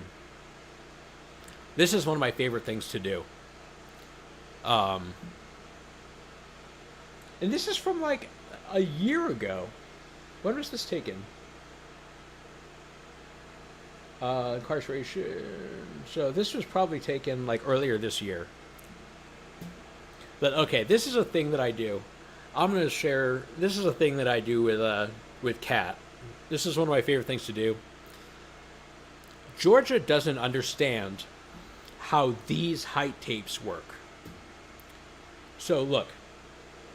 It says 5'9", right? But if you look at the tape, clearly they're taking the picture from a lower angle. So it looks like he's 6 feet tall in the picture, but his actual height is 5'9". And one of my favorite things to do is anytime there's a picture that's particularly egregious, I'll send it to Kat because I want her, because of how funny that these things are. Antonio's is actually pretty bad right now, if I'm not mistaken. See, Antonio's here. Antonio's apparently 6'1" in this picture, right? 6'1", but they list him at 5'8", so they're not even close. What is this tape even for?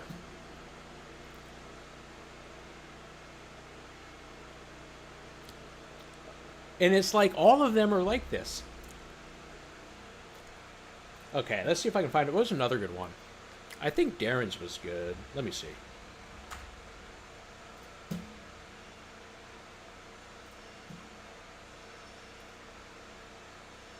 They have him at 6'2". Okay, that's only off by like an inch and a half. That's not so bad.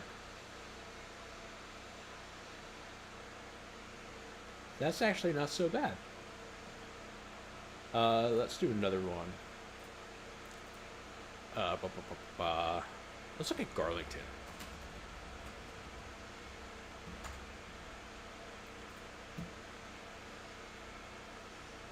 Like, what is this picture? This isn't even from the... It's not from the front or the side.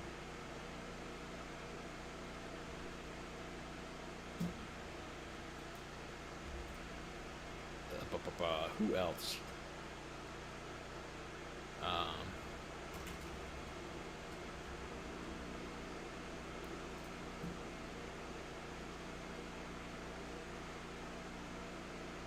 Okay, this one's not too far off. This one's about an inch off. Don't get one for steal. No. Yeah, no, there's one picture that was like, the thing was actually like, the tape wasn't even straight up. It was like a towel that was like folded in the middle. So everyone was like 8 inches taller than they actually are. But this is one of my favorite hobbies, is just looking through these and seeing like if I can find an image of somebody being off by like... I live a rich and fulfilling life, as you can tell. But seeing like how far off of a height difference I can get.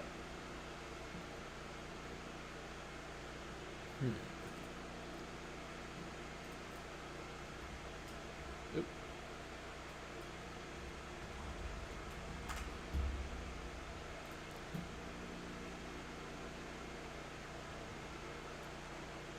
Okay, here's a good one. In this, they say he's 6'3". But like, first of all, he's clearly looking down. But in the image, he's like 6'5", 6'6". It's just like, if you're gonna put the height in the thing anyway, you don't need the tape up here. Just like give us the height, because you're doing it down here, right? Anyway, this is James McDowell's, one of the 3 defendants I was talking about earlier, in the case for the gun that was destroyed with the 40 caliber, the literal smoking gun case. He's the one that's like probably the most likely to be innocent. But okay, let's go back to the rap video. How pics would look if I took them in such... My favorite is when they have the wrong photograph. Yeah, I'm sure that happens. Actually, you know what? There's somebody I've never looked at, and I'm just going to look myself.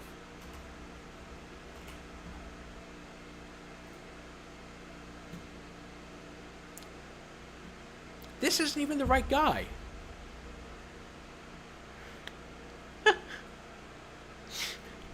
I wasn't even trying. This isn't... Okay. This is not... This is the wrong person. This is Antonio Sledge. Anthony's... That was funny. You said they had the wrong pic, and I'm like, I've never seen that before. And then literally the first one I look for is the wrong picture. Okay, this is incredible.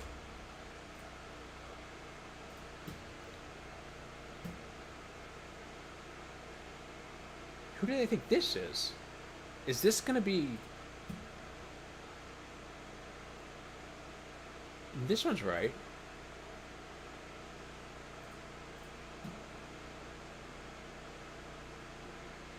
I don't think this one's right. I'm pretty sure...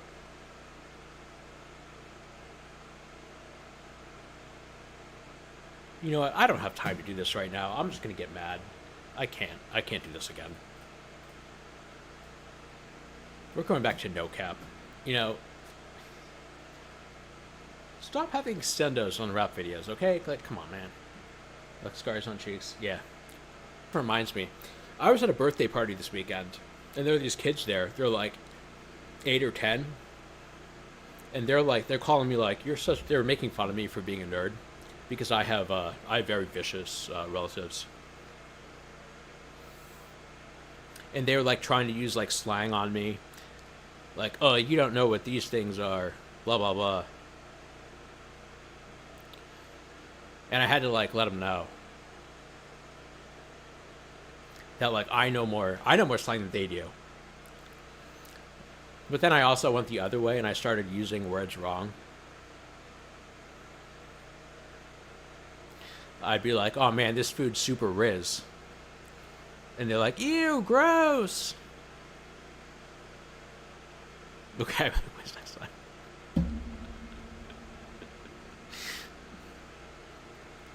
Don't you think I'm 6'7"? Oh, gross, you're so stupid.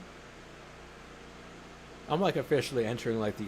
Because I mean, the thing is like, you know, they're kids. Like, I have more street cred than they do. They just don't know it yet.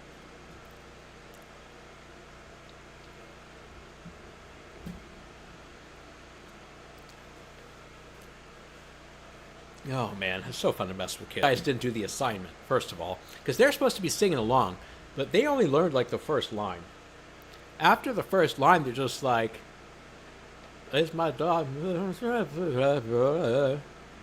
Oh man, my commentary is giving pop-up video. Well, like the MTV ones with the, those were funny.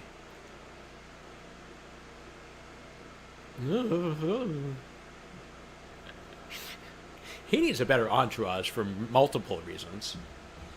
Okay. Oh, VH1, that's right. I knew what you meant here now. Oh, man. I don't even want to keep going with the case. I just want to keep watching rap videos and commenting on them. Like, I mentioned the XXL freshman ciphers earlier. They're, like, watching those is one of my favorite things to do in the entire world. I know they didn't make money. They got like $1 million. They got 117 million views. Codeine Crazy from Future only got 30 million views. Codeine Crazy. How did they get 116 million views? This was like the biggest album of the year and only got 30 million views. How is that possible? There's no way. That has to be botted, right? Am I crazy? Yeah, it has to be botted. There's no way. If Future's getting 30 million...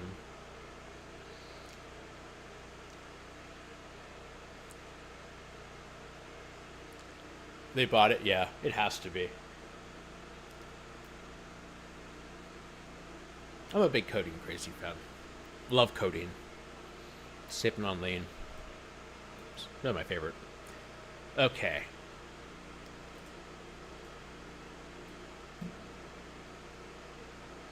Income to... Okay. I'm in the wrong industry, yeah. Okay, let me see. Where was I? Alright, back to the PDF here. What are you doing?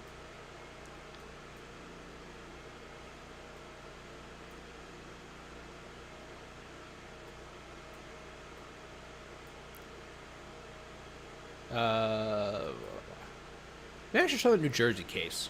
There's another lyric case from New Jersey I've been meaning to do. Okay. And I mean, the video is without a doubt tasteless, glorifying of violence and gun violence and a sort of street life, glamorizing it. Several times during the course of the trial, the prosecutor, several times they played the video. Really? How many times do you need to see that? I feel like I've seen it more than enough. But seriously, how does a prosecutor watch that video and think, I want to show this to a jury? Like, really? If I were, like, obviously I'm not prosecutor material. But if I was, like, on a jury and a prosecutor showed me that, I'd think, oh, they got nothing. They got nothing. If you're showing me this because you want me to convict somebody, they got nothing. They don't believe in their own case. That's just how I feel, though. Like, clearly I'm not a prosecutor, so I don't understand something, but if I'm seeing that, like, nah. Okay. Never was it introduced for the purpose of proving identity or to prove Baker knew no cap or was his road manager. So singing about a fallen man is glorifying violence. Yeah, and it's not even like the. That's the other thing. Is it's not even the defendant doing the singing. He's like kind of there as like a background. Like, it's not even his song. NoCap's manager was questioned about the rap video that was made by NoCap to Baker Bridge. Gun's manager acknowledged that rap videos are designed to establish street cred and to increase sales of the rapper's music. Prosecutor questioned the manager about where the guns came from. Prosecutor emphasized when the video played that Morgan Baker was flashing a firearm. Okay.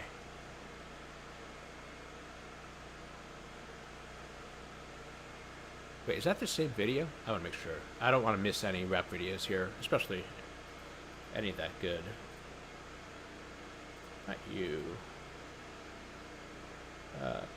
I think that's the same link. Yeah, it's the same video. It was shown to the jury 3 times because it proved that Baker was a proponent of gun violence. Use your common sense, and you know why you can say they don't roll like that? Go back to that Ghetto Angels video, right? That's all they know, the gun violence. They want to promote it. They want to live by the sword, but they don't want to die by it, right? When it's not convenient. Wow. That's, I think a third episode. Did you see Flo Rida's court case? I did not, but I want to. I heard about that case. He won, right? Didn't he win like a ton of money?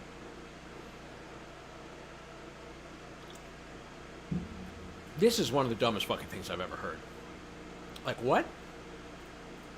They're trying to make money. Like that. Their point of the video is, like, they're not making music videos because they're like, ooh, I want to do gun violence. Like, they're just trying to make money. That's kind of the whole thing. Okay. So, basically just, I want to get to the next part. I don't know if I want to read the states part because it's going to just make me annoyed.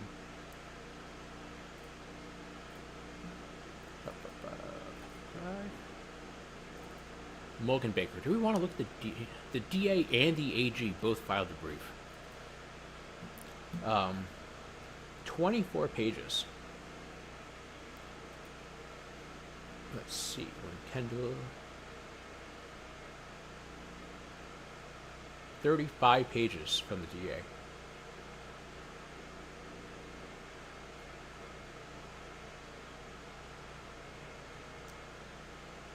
The rap video had its intrinsic value to tie Baker to the club boss shooting. That's not really what intrinsic means in a legal context, does it? Aaron probably knows better than I do, but I don't think that's what intrinsic means in this context. That's generally not how you use intrinsic. Oh my god. This is fucking stupid. This is gonna make me so upset. Morgan Baker fancied himself a big shot. After all, he was a longtime friend of NoCap, the successful and popular rapper. Baker traveled with NoCap on tour as part of his entourage. Baker was even featured in the music video of NoCap's biggest selling record. So when a bouncer threw Baker out of a Warner Robins nightclub following a NoCap concert, Baker felt disrespected and became enraged.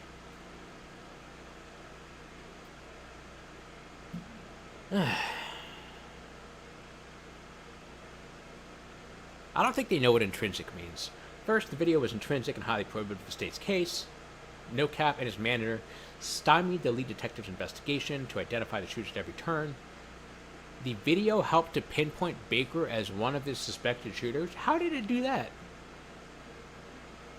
Second, the rap video had essential value in establishing Baker's motive for the shooting, that he was a somebody because of his close friendship with NoCap, and he was not going to be pushed around by a small-time club bouncer. And third, the video showed Baker and the entourage had access to guns the night of the show. How did it do that? The night of the show? The video wasn't taped the night of the show. Oh my goodness.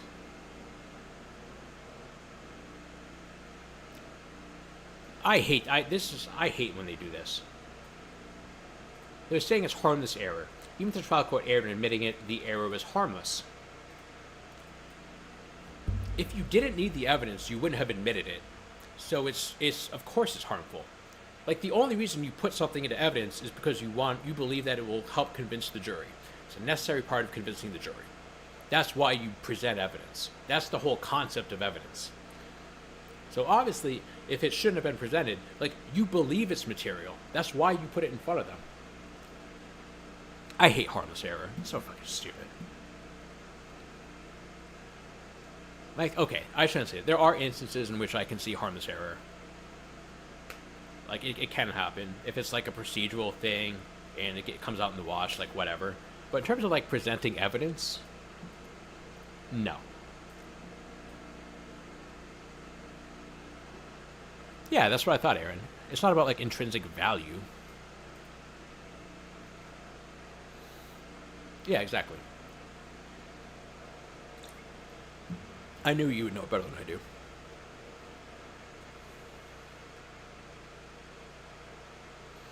Yeah.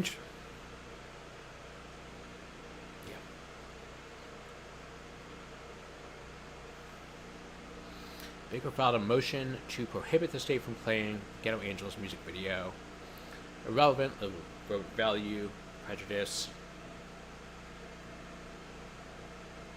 The rap video intro showed Baker wearing a black hoodie, had it on the sleeves, singing, dancing, holding a firearm, sitting next to No Cap. The prosecutor argued that because No Cap featured Baker, that's not even what a feature is, also. A random music video is not intrinsic. Yeah, that's what I thought. Okay, good. I'm not crazy. I feel like I should take this opportunity to say again that I don't, like, understand criminal law, like, at all. I know a lot about, like, 3 laws. Oh, man. I'm, like, learning as I go along here. If you guys want to know about bankruptcy, I'm your guy. Insolvency, receiverships, bankruptcy trustees, Chapter 7, Chapter 11. That's me. I got you. But nobody wants to hear a YouTube video about, Chapter 11 and the role of a Chapter 7 trustee in an assetless bankruptcy. Nobody cares about that. If you did, I could make a video about it. But talking about No Cap, that's a lot more fun. Okay. Can you do special needs trusts? I don't touch trusts. I could probably learn. That's okay. We'll pass on that stuff. That's fair. Oh, man.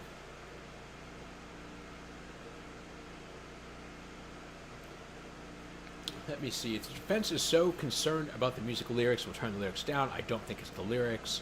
I think it's the actions. In its order, admitting a 33-second portion of the video, the trial court ruled the video is relevant to establish the relationship between the two men, which in turn is relevant to establishing identity in this case. I really don't think it is. Oh, really? Yeah, trusts are tricky. Gifts, wills, and trusts. That's a class in law school that you're supposed to take. You don't have to, but it's an important part of the bar. I don't know why, but you have to know about gifts, wills, and trusts. And I refused to take it because I didn't want to. And, I have a problem with authority. So I didn't take it. And I didn't really teach it to myself either. But, the morning of the bar exam, on the way to the bar, I was like, I should learn something about this. And so somebody was driving me to the place where the bar exam was happening. And I read, 2 things about gifts, wills, and trusts. And I read a thing about family law. And, actually, I had 2 exam questions on those 2 topics, and it was the exact topic that I had read about for family law and the exact topic that I had read about for trusts. It was fantastic. I'm completely lucky that I passed the bar. I probably should have studied that stuff more intently. I feel like the bar is so hard because people freak themselves out about it, but it's really not that difficult. Answers are usually pretty common sense, but more generally, I think the bar exam needs to be reformed. I'm kind of over it. I was prepared, but especially when you need custodial guardianship set up for sure. It's trusts and wills also super complicated. They need to be done perfectly correctly. It's one of those areas of the law. In general, like there are things in the law that are like there's flexibility. Like if there's a small error in a contract, it's generally not going to void the whole contract. But there are some things in law that need to be done like perfectly, and trusts are often one of those things. If there's an error, they can be voided or reformed or something. During jury selection, Baker probed each of the 3 jury panels regarding their bias towards rappers. The trial court permitted the following discourse in questions concerning rap. We often hear about rap and hip-hop artists in the news. Sometimes we hear about how people lifted themselves out of poverty and helped their friends and achieved great success as artists in the genre. Sometimes we hear about rap artists who are committing crimes, dealing drugs, killing people, and other antisocial behavior. Why would you ask that question that way? I mean, it's not a question. That's just a statement. Does anyone have these kinds of preconceived ideas about rappers and hip-hop artists and those that work with them? That doesn't even make sense. Would that affect your ability to be fair and impartial?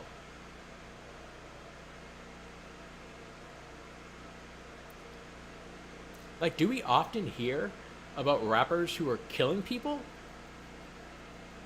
I mean, like, do we? Like people from anywhere, exactly.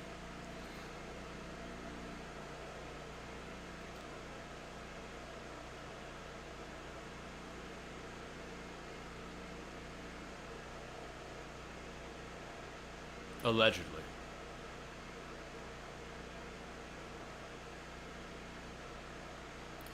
True. Normally they are, yeah, I mean, I think there are many more rappers killed than even accused of committing murder.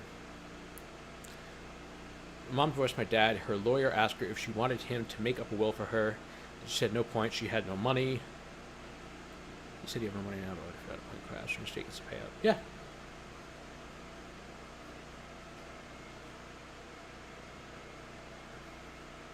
Okay.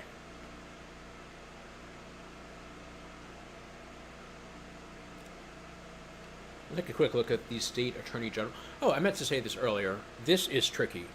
In Georgia, if you file an appeal, I don't know if it's just in a murder case or any criminal case, and you're a defendant, you will get, in some instances, both the state attorney general's office and the district attorney will file opposition briefs. So you file one, and then you get 2 oppositions, which is always seemed kind of unfair to me.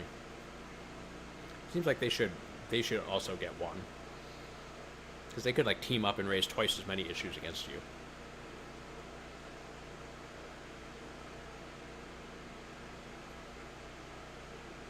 Okay. I don't think there was a reply brief.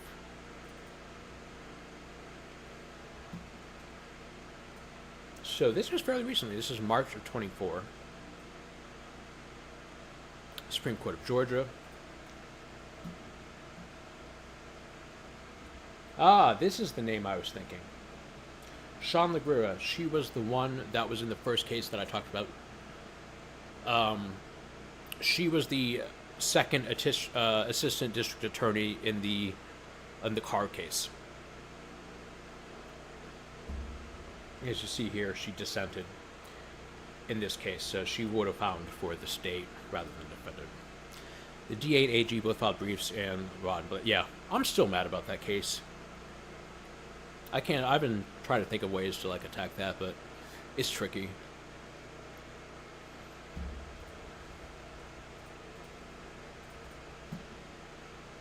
Yeah, I feel like I don't know if they're guilty or not, but based on what I remember of D. Williams' cross-examination of one of the witnesses, it seems like that fell apart pretty quickly. Don Samuel here.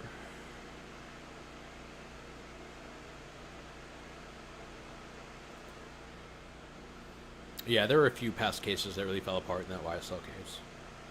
I think they expected those past convictions to stand up a little bit better than they did.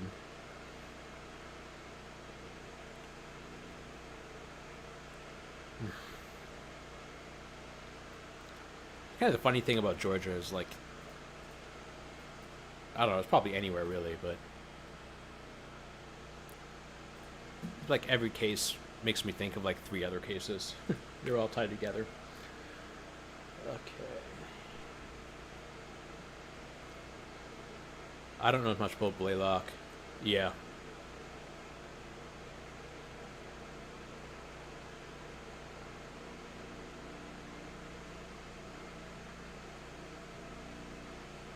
See how much of this is the dissent.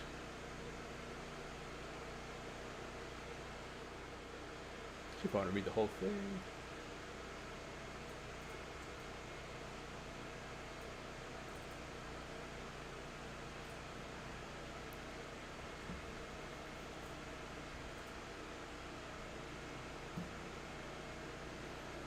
Another 13 pages. I can get through most of it. One of those towns where everyone's related. Yeah, exactly.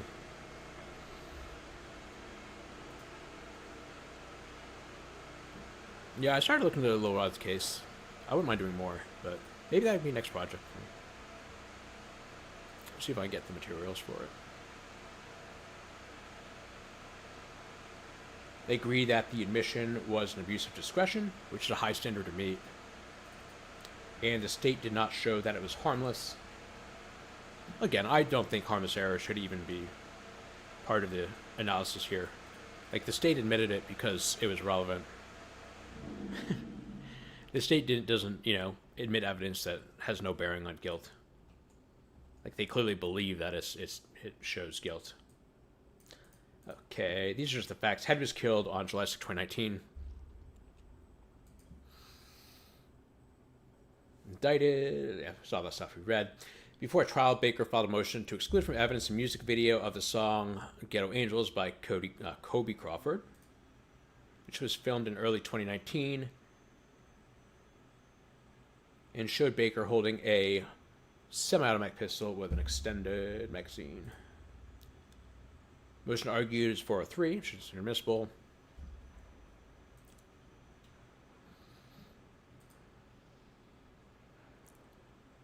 Okay, just restating the evidence here.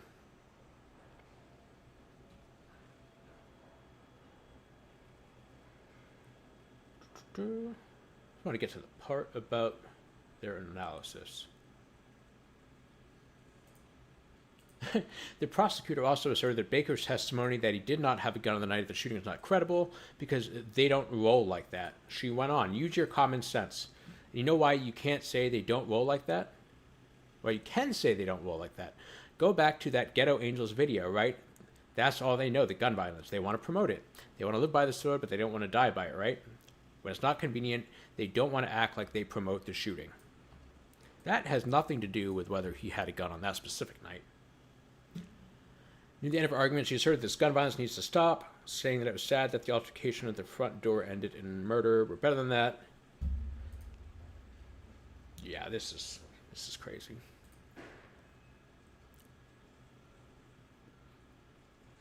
Baker contends trial court abused its discretion under 403 by admitting the portion of the rap video to evidence. The Supreme Court agreed.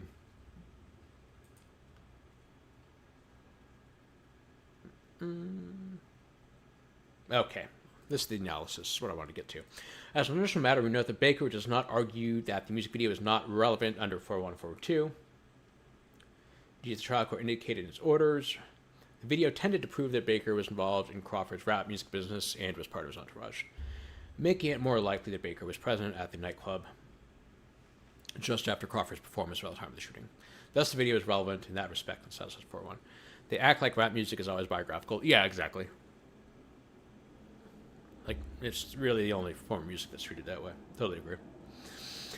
The state argues that the video was relevant with respect to 4 other purposes. Yeah, I don't want to get to that. Admissibility under 403. Turning to 403, the rap music had little, if any, probative value in proving the points discussed above. First, the video's probative force showed that Baker was part of the entourage and was present at the nightclub around the time of the shooting was minimal. At trial, Baker did not dispute, in fact admitted, that he was close friends with Crawford. He was the road manager. He toured as part of the entourage. He traveled in the van with Crawford nightclub. He hung on the VIP room. And when security guards refused to let him back inside the nightclub, he and the man in the camouflage cap fought with them. In addition, the state presented other substantial evidence to establish Baker's relationship. Where was I?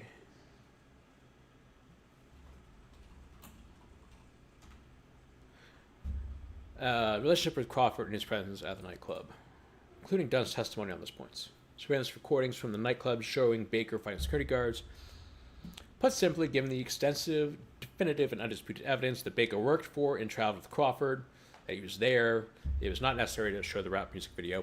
It supported only the inference that Baker was part of Crawford's entourage. Thus, the rap music video is minimally probative to establish those points. Yeah, makes sense. It's not even in dispute.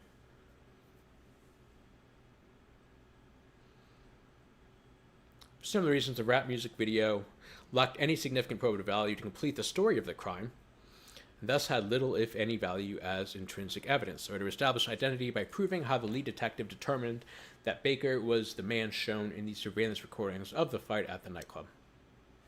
Baker admitted these things. And the lead detective's determination that Baker was the man shown in the surveillance recordings was a detail of the investigation. Yeah, again, Baker had already admitted this stuff, so it wasn't necessary to put in the video. The probative value is also negligible. In this respect, the state failed to show a logical and necessary link between Baker's waving and pointing a gun during his performance of a rap song, not really his song, and his motivation to shoot towards the security guards at the nightclub.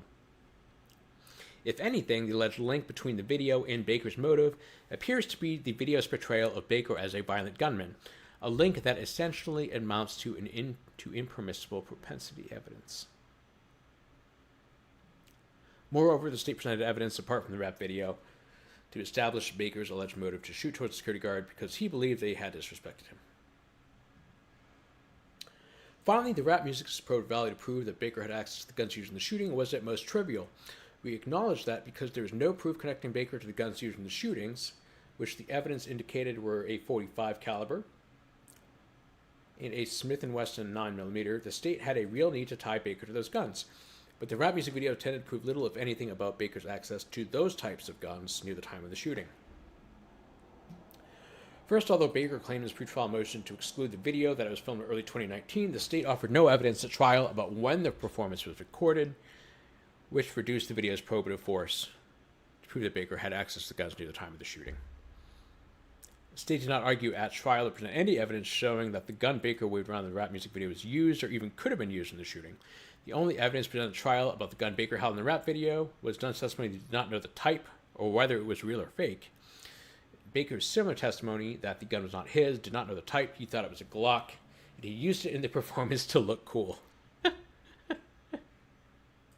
This is really like what it boils down to. It's like having a horse in a country music video. It's like it's a prop. It's like it's for effect. Through everything they could, yeah. Rap video established only that at some unidentified point in time, Baker held what may have been a Glock handgun during a rap music performance. Oh, man. Compare Wilson. Wait a minute. Do I know this case? I might know the one. Holding that the trial court did not abuse its discretion by admitting into evidence a rap music video that was filmed 11 days after the victim's murder and showed the appellant's co-defendants flashing a handgun that two witnesses testified was their murder weapon. Okay. I can, that's probably still, I don't know how much I trust the witnesses, but that's at least something. Shows that they had the murder weapon. With U.S. versus Smith in the 11th Circuit, holding that the trial court did not abuse discretion by admitting evidence of the appellant's rap music video, which showed him holding a pistol that the robbery victim testified was similar to the one he used to strike her. Yeah. This one's a little weaker than the first one, but it makes perfect sense. It's like a specific gun as opposed to just a gun that may or may not have been a gun.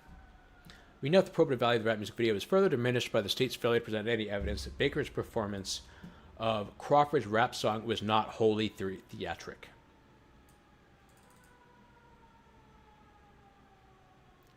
Explaining that a rap video was minimally probative under 4.3 because there is no proof that the appellant authored the lyrics or that the views and values reflected in the video were in fact adopted by the appellant. Oh, I think this is the case that I have that I want to read at some point. Let me see here.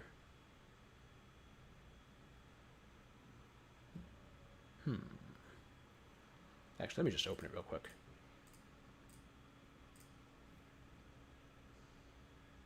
Not you.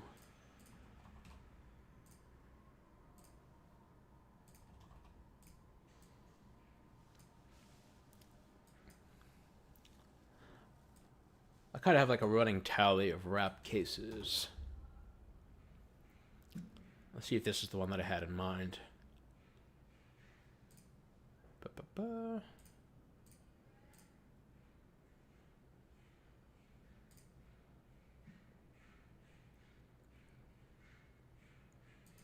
Yeah, this is the case that I wanted to read.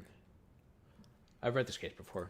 The difficulty in identifying, quote, value in fictional or other forms of artistic, self-expressive endeavors is that one cannot presume that simply because an author has chosen to write about certain topics, he or she has acted in accordance with those views. Ooh, I gotta say this one too. Gonna come back to that. In contrast to the exceedingly low probative value of the rap music video, the prejudice flowing from the evidence the state presented that Baker waved a handgun pointed directly at the camera and mimicked shooting the gun while rapping on a street with a large group of men, some of whom also brandished guns and made hand signs, was high. The trial court noted in discussing the rap music video trial, the video's glorifying of violence and gun violence and a sort of street life, glamorizing it. The record shows the trial court's failure to recognize the danger of unfair prejudice from the video when it ruled on its admissibility, enabled the state's improper use of the video throughout the trial. Take the Russian Girl duo, hyped the lesbian duo. They weren't. That's wild. Edvard Munch, yeah.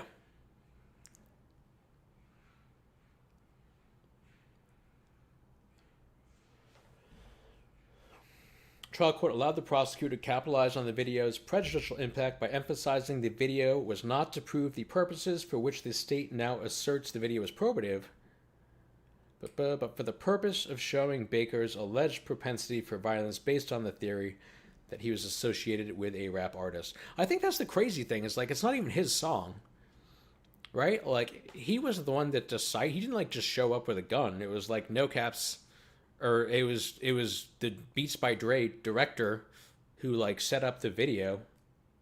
So we don't even know, like, it could have been it was presumably the director who like told people what to do in the video. That's kind of what they do. Examining Dunn, the lead detective, and Baker, the prosecutor emphasized the portion of the rap video in which Baker waved a handgun, and she asked Dunn and Baker about the videos promoting gun violence, even though she did not offer argument, let alone evidence, that the gun shown in the video was the gun used in the shooting. When the prosecutor asked Baker whether the entourage traveled with guns and he responded, "Why would we, though?" she again used the video to exaggerate his violent nature. Did Garth Brooks actually beat his wife? Yeah. The unfair prejudice from the evidence of the rap music video substantially outweighed its minimum probative value, making this evidence the sort that 403 was meant to exclude. A scant or cumulative probative force dragged in by the heels for the sake of its prejudicial effect. This case sounds interesting. I'm going to come back to that.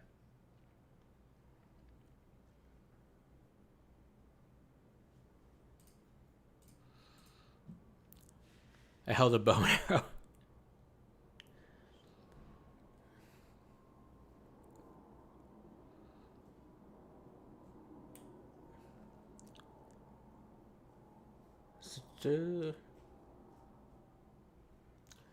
Discussing the dissenting opinion concludes that the admission of the rap music video was not an abuse of discretion, asserting that we have overestimated the unfair prejudice from the video and downplayed its probative value.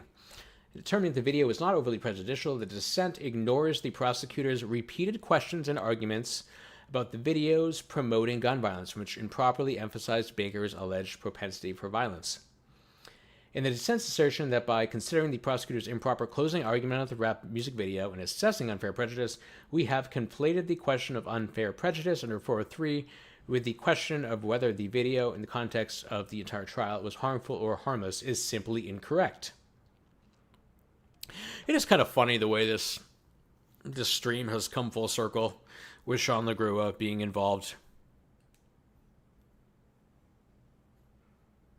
in the prosecution of Carr and then turning around and arguing that the improper evidence wasn't improper. It'd be like that sometimes.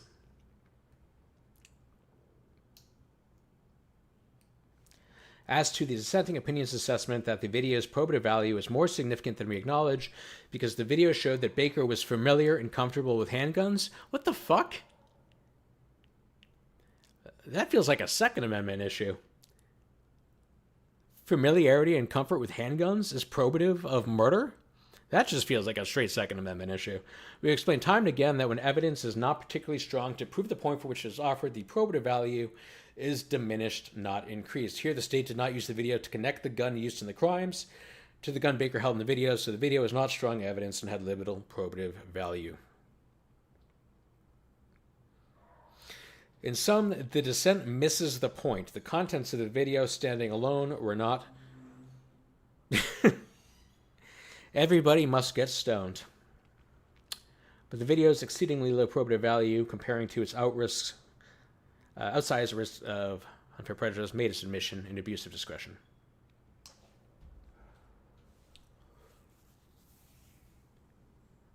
Yeah.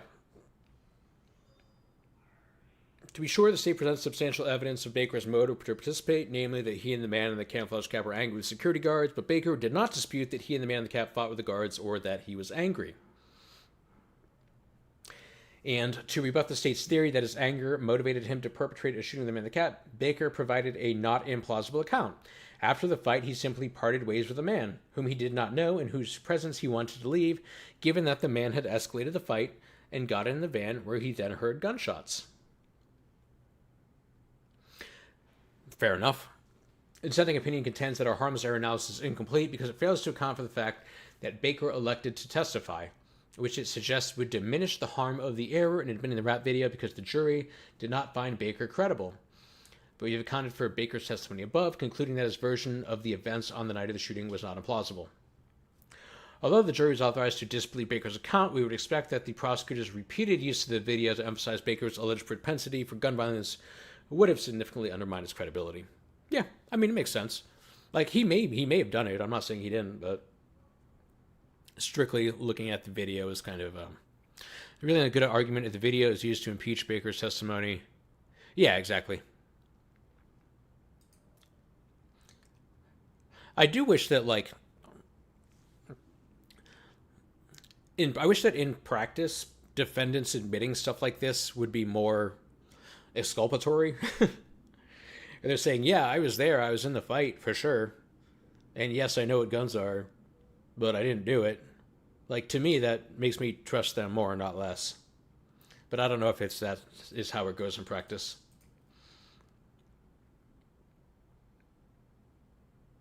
Given all this evidence, we can't say it's highly probable the trial court's improper admission of the evidence did not contribute to the guilty verdict, and thus the state has not met its burden of showing that the error was harmless.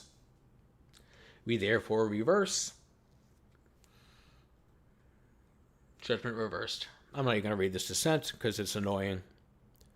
I will quickly show you Georgia versus, not Carr, Baker.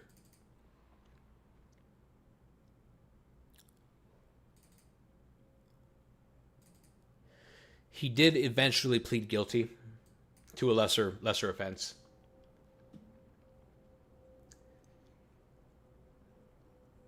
This is his form. Did a state recommended voluntary manslaughter, 20 to serve 15. So you need to do a third of your sentence, so it'll be like a 5 years in. I'm guessing he's probably already done 3 years because the case was in 22, I believe. Let me double check that.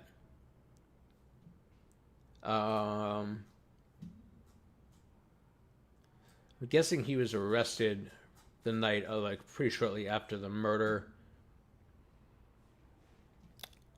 I'm going to check this, actually.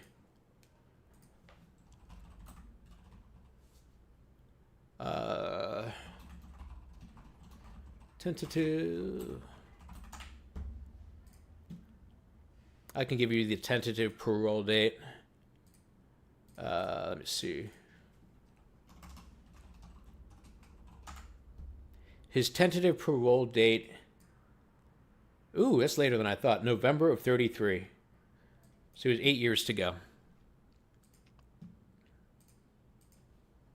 So he went for manslaughter, saying he now had something to do with it and get in the van. I mean, not necessarily. Could just be that he thought that it was the best chance. The best deal he could get. But maybe. I mean, he could have done it. I don't know.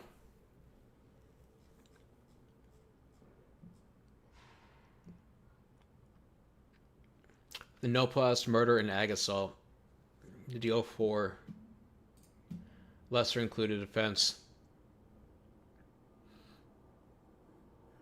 Wait a minute. I don't think this sentencing math is right, actually.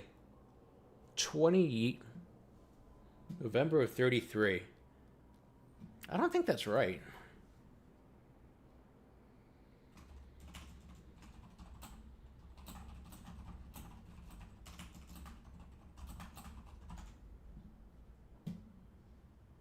Yeah, you're generally parole eligible after a third of the sentence.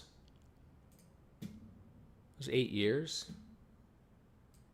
That doesn't seem correct.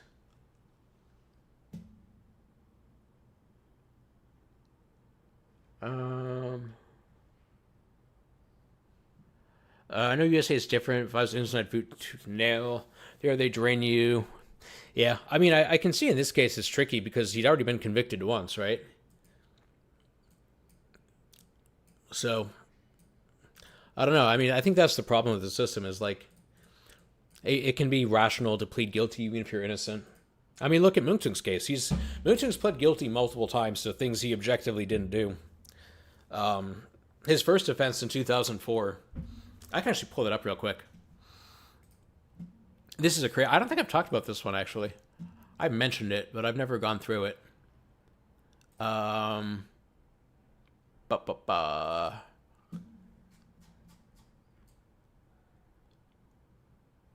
think it's the bottom, maybe? Wait, no. I think it's this one? Yeah, this one.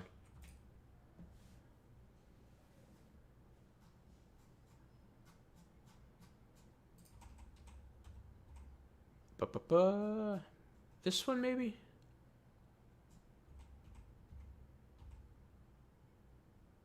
Oh, this part is so stupid. This is the judge talking about the probation officer. Miss Harris, stand up and raise your hand. This lady over here, I've read this before, in the black and pink. She is the probation officer assigned to my courtroom. She is not only cute, she carries a badge and a gun. Let me tell you this, if you manage to get probation, you just don't want to mess up while you're on probation. Most of you know you have no luck. You won't get a probation officer like Ms. Harris. You'll get somebody old, ugly, bad breath leaning over you, and they will tell you to be down at the probation office at 7 or 7:30, and you're like, oh man, I got something else to do. I need to go to work and support the baby, or I got to get the rent money. Oh yeah, this judge is... I don't want to get in trouble, so I'm not going to say anything, but I'll say it. He sucks. They don't make shows about probation officers. They don't have pretty ladies running down like I think you watched Alias last night. She kicks, she jumps, she drives cars, she winks, nods, and does all kinds of nonsense. They don't make shows about probation officers, but trust me, they get in your case, you're going to know they are real. They don't have TV shows. If they tell you to be someplace or tell you to take a drug test, whatever, you need to listen to them because they come in and they have a high degree of credibility with a court.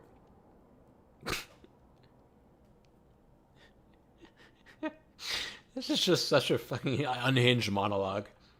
Miss Harris, was that enough of a... I bolstered you, right? You see her pretty smile. Don't mess with her now. Thank you, Your Honor. She goes to the shooting range 2 or 3 times a week. This whole thing is wildly unhinged. This is the guy. He revoked Mungtung's probation in 2008. I actually tweeted something about this. I can show you real quick. Yeah. Oh, this is this case, the district attorney case, with a very bizarre typo because K is not close to either C or T. But in any event, I still find that weird. But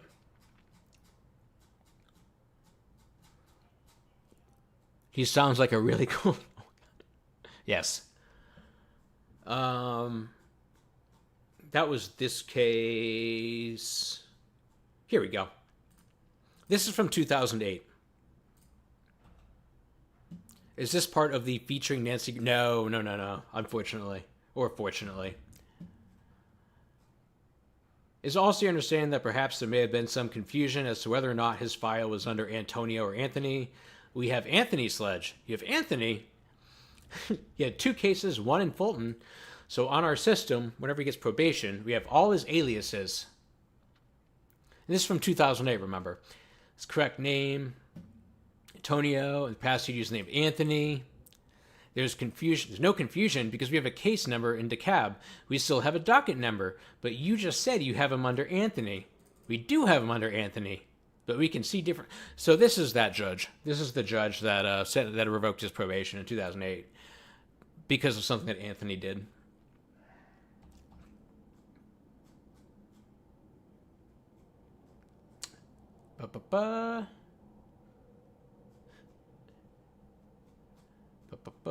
His defense lawyer, I think this is Antonio. The judge says,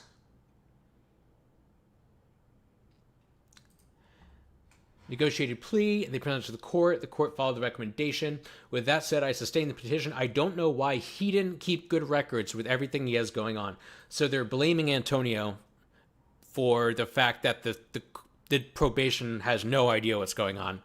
Probation people don't know the difference between Anthony and Antonio, and then they blame Antonio for not keeping good records, even though he entered into evidence the exact amounts that he paid and the specific amounts of time that he had done on his community service.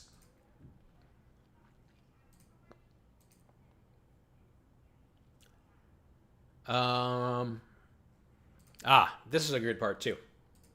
Okay, this is the judge. It's my understanding that his girl rented a car.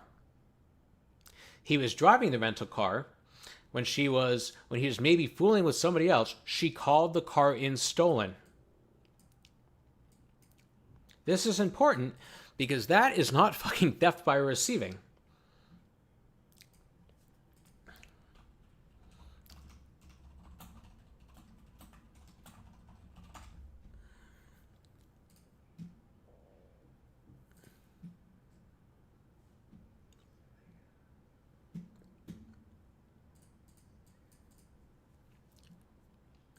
You need to steal something, and then, well, not you. Somebody else needs to steal something. Yeah, it's not that right. Somebody else needs to steal the thing and then give it to you. But renting a car and not giving it back on time, that's not stealing something, even if you mean to keep it. The original person can be in trouble for keeping the car, sure, but theft, it needs to be stolen. And renting something and not returning it isn't stealing it. Legally, it's a completely different thing. So he was actually completely innocent of that first offense in 2004. And that is my roundabout way of talking about, my roundabout way of explaining why somebody might plead guilty to something that they didn't do just because they don't understand the elements exactly. Breach of contract. Yeah, definitely.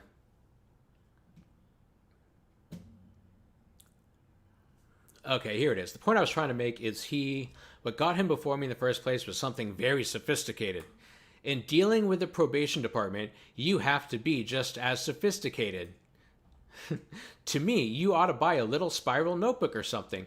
And if he presented that, that might make a difference. But right now, Ms. Brinkley comes in here with the most credibility. She is the one that is not a felon. even though she can't tell the difference, but she has no idea what the difference between Anthony and Antonio is. But she has credibility because, she's got a fucking job. Even though I have adjudicated him under first offender, I'm not going to revoke his first offender status, which, I appreciate. He could have done that. But I am going to revoke the balance of his probation. So he's actually previously been revoked on his probation. The Spiralnomic is the game changer. So yeah, his current probation revocation isn't even the first probation revocation that involves confusion between Anthony and Antonio. So he's previously been revoked because of this mistake. And not only that, but the felony that he was convicted of that led to the probationary sentence in 2004 isn't even a crime. So we're like multiple layers of stupid here. Not guilty in 2004. Then the probation revocation was also not a violation.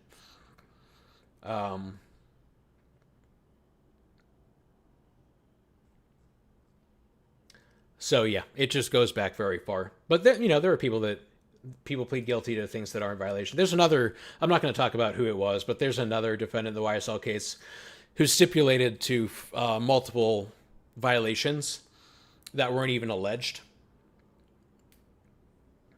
The state they listed these things as allegations, but what they said, they weren't violations. It was the first one was legitimate, and the second one was Joe Schmo legally crossed the street, and then he's yeah, I did that, and they're you admitted a violation. No, he just admitted something that's totally legal, but they counted it against him as a violation.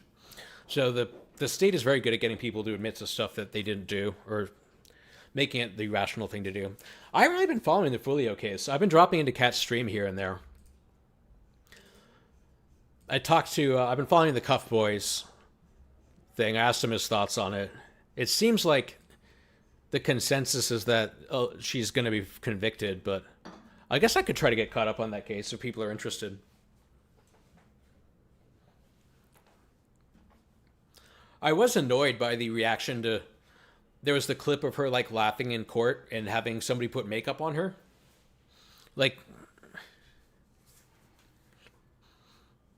Doing normal human being things. I don't know.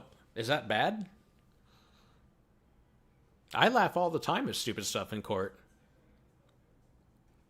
I don't even think it was court. It was just they were just sitting there and somebody put makeup on her and then she laughed at something. Yeah, exactly. Did you see all the people during the YSL case when Woody asked Thug if he was upset that Rich Homie Quan brought his friend to the house party? Keith Adams laughed. Thug laughed. Because it was funny.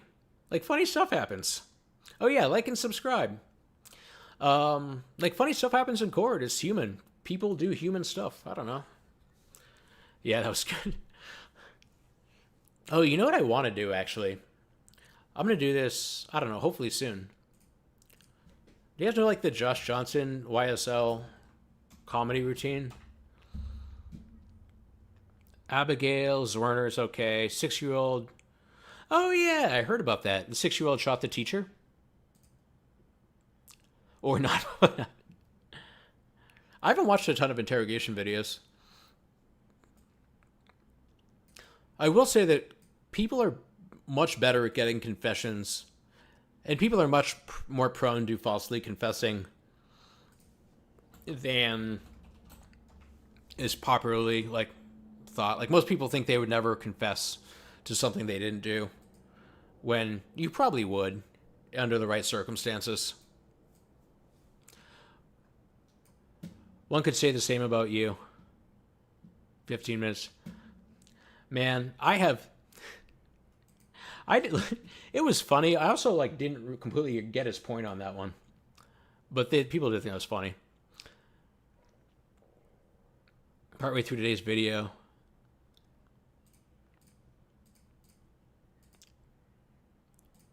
This one. I'm actually a big Josh Johnson fan even before this video came out. I've actually had tickets to his shows twice, and I couldn't go either times because clients hate me. You have seen him everywhere, but tonight you are seeing Not criminal. This was my last law firm. him live. Please put your hands together for Josh Johnson. If I get a copyright strike for this, I'll be upset. Don't be talking about my client and then give me a copyright strike.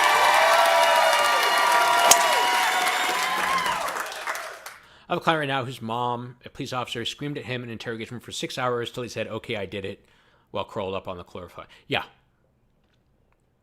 People just break down mentally. Appellate court ruled she was acting. Sometimes I find myself falling. That's insane. Fair use. Yeah. I generally like. This is like not even a law thing.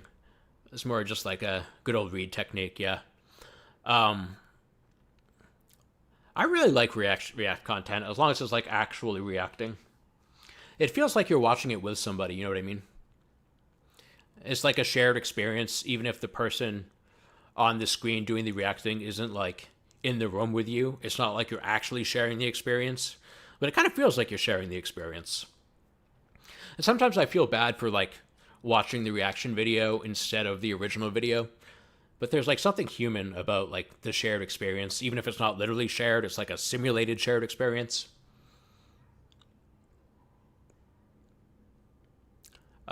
Yeah, I like that. Also, sometimes when I like have writer's block, this is a different topic. I'll like watch a video of somebody reading something that I wrote and talking about how it's good. Like I'll watch cast streams reading something that I wrote, and I'll like read the chat about people like saying good things about me because I'm vain and I need that. So if I'm stuck, I'll listen to that and like watch people react to something that I did, and it makes me feel good. That's a completely different thing. And that's why we like watching you and Aperture have an experience together. Oh, man. I kind of feel bad for the guy with the fake degree, because he seemed like he actually had some idea of what he was talking about. He was like the only nice one. The whole fake degree thing wasn't great. Remember to buddy up?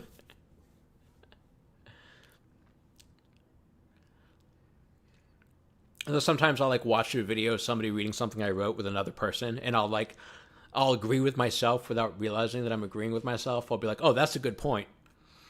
And then I'll realize a split second later that I'm just agreeing with myself. Yeah, I saw Matthew actually sent me the new LLC thing. I looked at that. That whole bites and bits thing where they got him. And down whole rabbit holes online of things, so smart. Stories and stuff. And there's a case, there's a trial. I was gonna watch the first it just 2 minutes ended. of this. And I think It didn't actually just end when he may said qualify for trial of the century. I know that's premature to say, but I don't know. I think it's pretty incredible. The trial of Young Thug just ended. Now, if you don't know who Young Thug is, he's a rapper. It's not a dog whistle this time. All right? Oh, man. I feel like I should watch this tomorrow. I've listened to this so many times. Maybe I can catch up on Alicia Andrews. I don't know, though. I'll say, like, I did a full day of coverage of the, what was his name? Julian something from Fulton County. What was his name? I want to say Julian Newman, but I think that's a quarterback.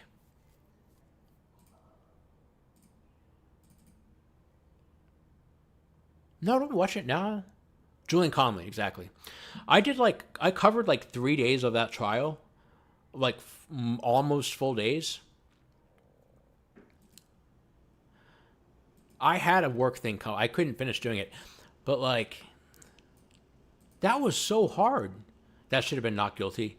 Yeah, I think so. The only thing I can think about that case is maybe the video, because we were getting the video, like video of a video, right? So the only thing I can think is maybe the video if you like were there in person, it would be clearer. That's the only thing I could think. Like maybe the video is higher quality if you're there in person, or if you can like go up to the actual like TV and look at it more carefully.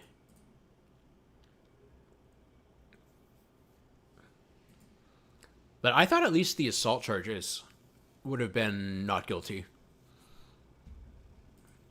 But I don't know. Maybe it was the party to the crime stuff that the state kind of leaned on. That was enough to get around the uncertainty. Such a week. Yeah, it seemed like it to me. Especially because,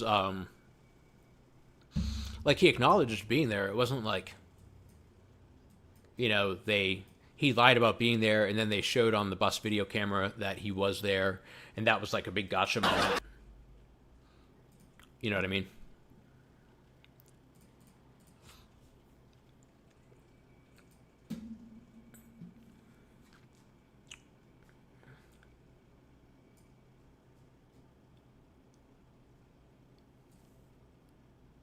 Oh yeah, one more conspiracy theory that I have for you.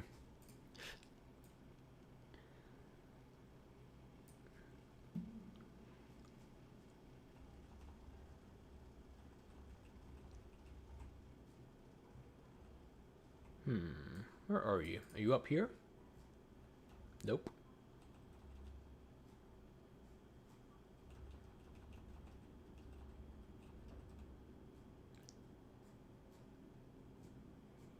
I don't know if this one is. Ooh, maybe it's a different file. I'll find it later.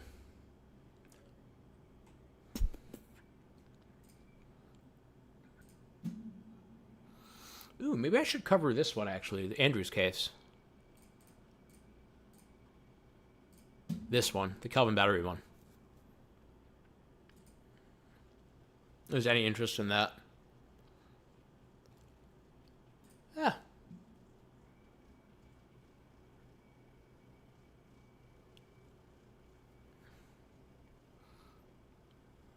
Given that's a Miss Love case.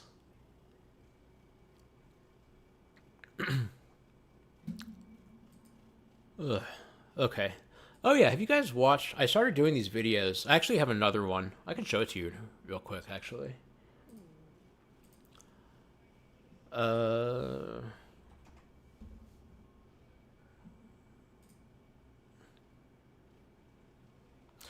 I see this defense lawyer right here, I always think of the teacher from Albert Elementary, the one that was the going to be the boyfriend. I haven't watched it in like a couple seasons. I just think if he were a defense lawyer, that's what he'd look like.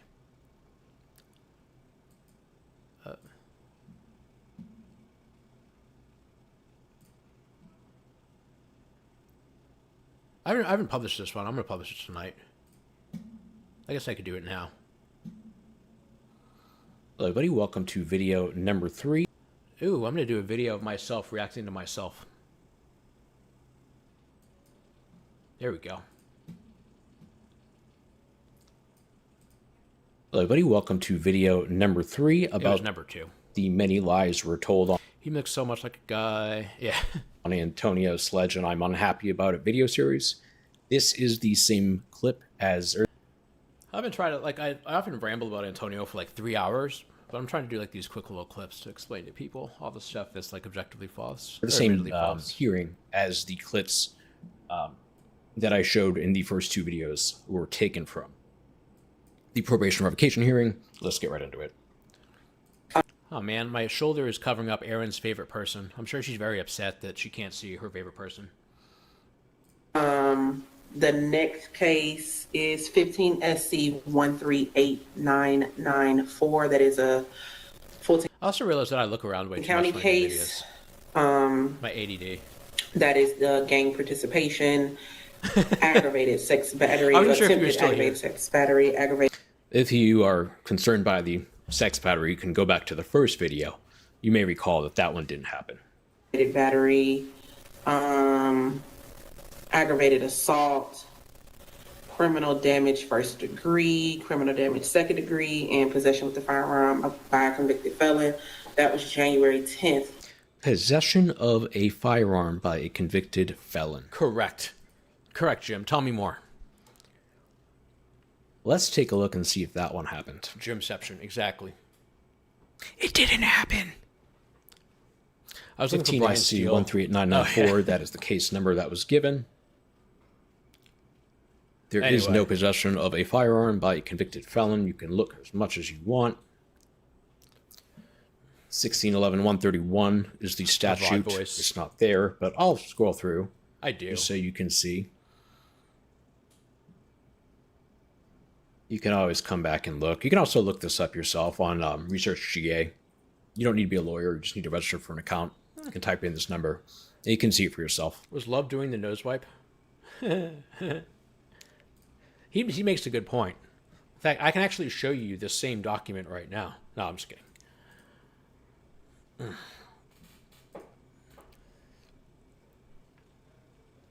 I'm not sure like which one I'm going to do next. I might do like the first offender 3 times thing.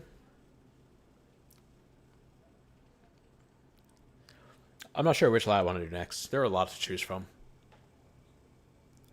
I think the first offender 3 times is the next one I'll do.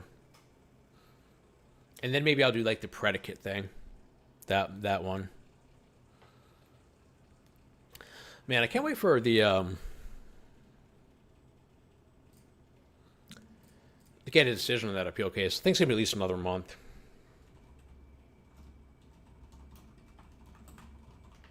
Thanks, Aaron.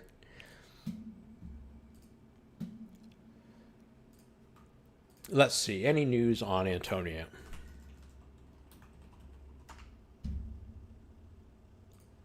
What? No results for Antonio. There should be some result.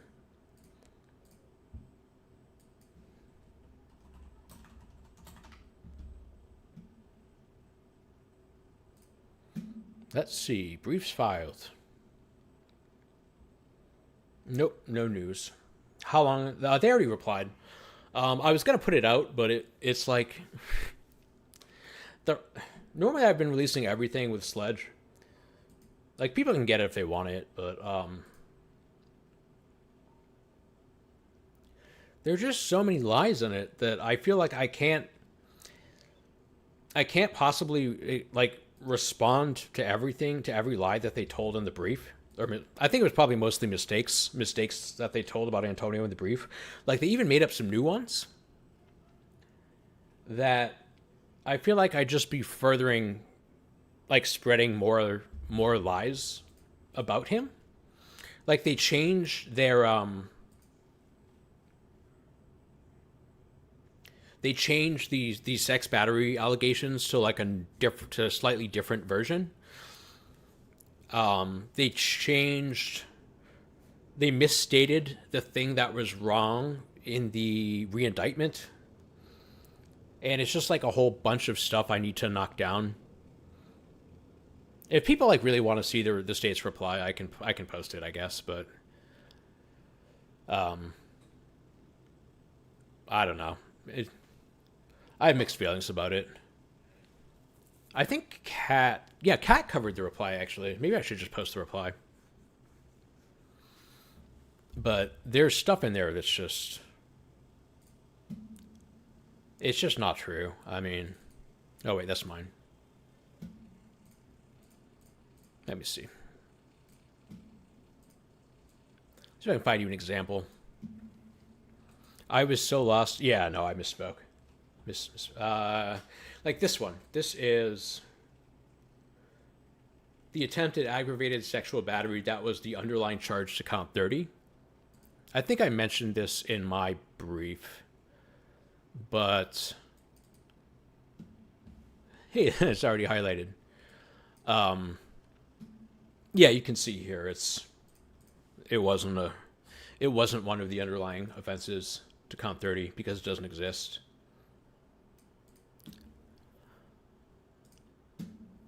I wouldn't be shocked if they asked for a reply just because some of the things that I said about them. I wrote a little bit more of the reply. Tiffany wrote more of the original appeal. So the reply is kind of my thing. We both wrote a lot of the appeal. So this part is like a new allegation that's false. And they kind of changed the way that they made it from the original false allegation. So if I like put the reply out, I'm afraid people are going to see this, and I'm not going to be there to explain that it's completely made up. This one is also wrong. And they kind of changed the way they said it as compared to the probation revocation hearing. But this is also incorrect. This is the theft by receiving that I talked about earlier. The one that's not really theft by receiving. They should just take the L. They kind of did, actually.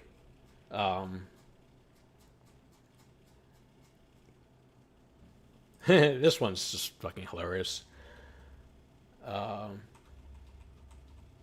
Where is it? Did I don't know if I showed you guys this. This is just ridiculous. It absolutely was a package deal. But this is actually kind of funny. The trial court did not improperly increase appellant's sentence on count 30. So this is another reason I don't want to show it. I'm afraid people are going to read this and think that I'm an idiot. I wrote this section on the increase of sentence.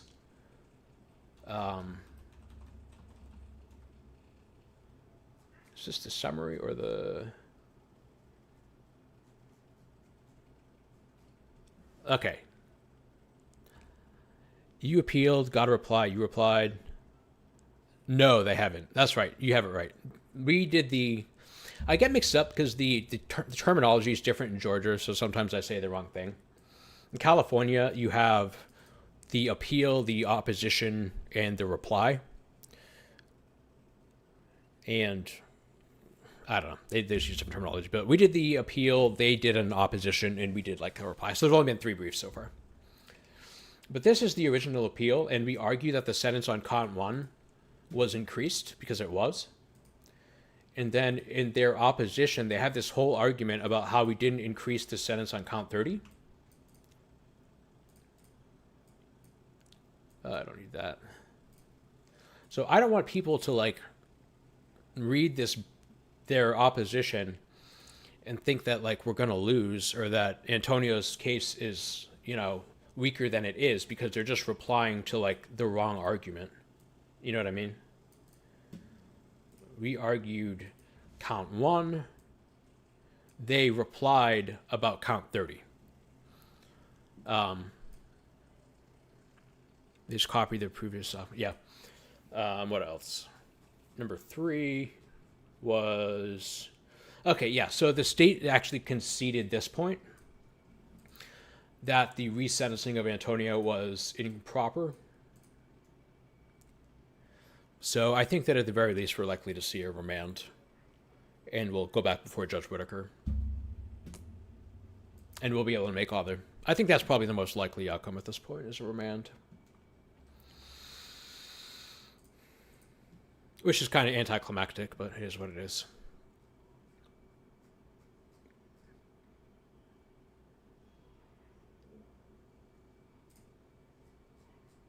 But, yeah, we'll see.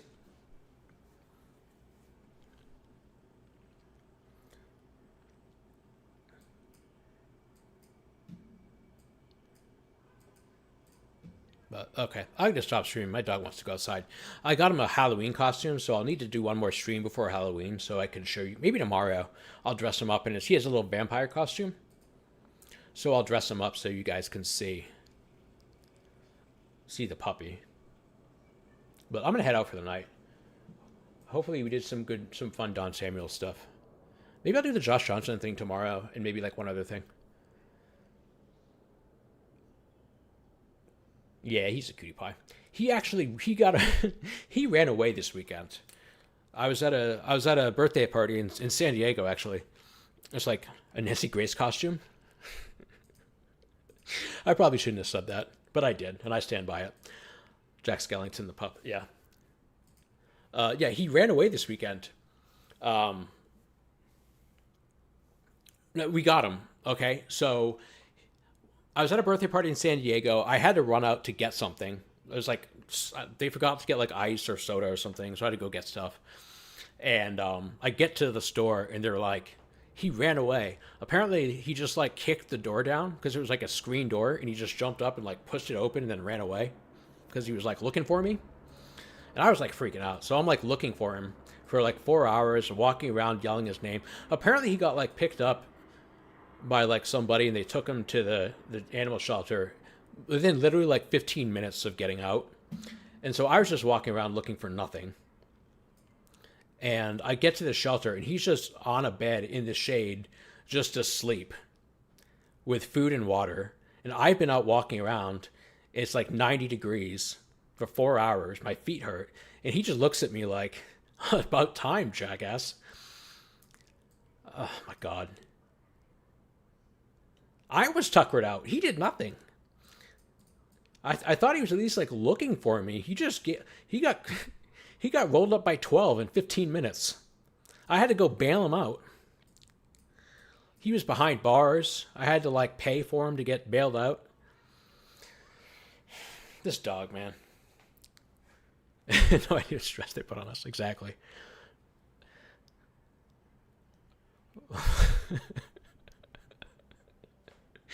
Oh, man. Yeah, he was fine. He did get some. He did run into like a pricker bush, so he had like a bunch of burrs in his coat that I had to pick out. And he was like annoyed at me for trying to pick them out when he was the one who ran into the bush. Like, I didn't tell you to do that, man. They actually did not get his name right. They spelled his name wrong. His name is Carmy, like after the character from the show The Bear. And they on his paperwork they had him as Camry, like a Toyota Camry. So they actually spelled his name wrong. That's another funny detail that I didn't think about until now. That's another parallel.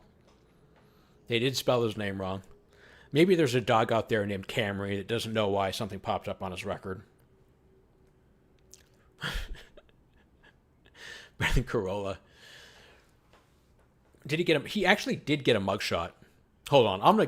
Let me see if I can find the paperwork. I'm gonna show you his mugshot.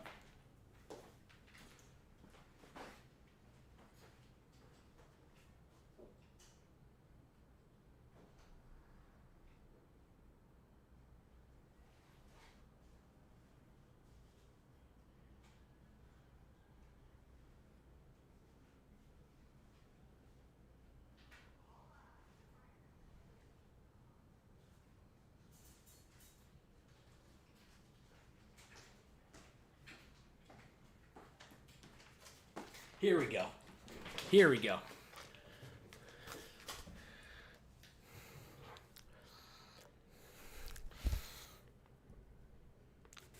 That's his mugshot right there.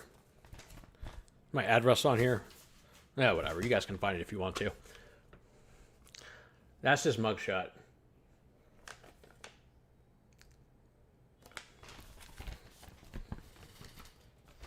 So yeah.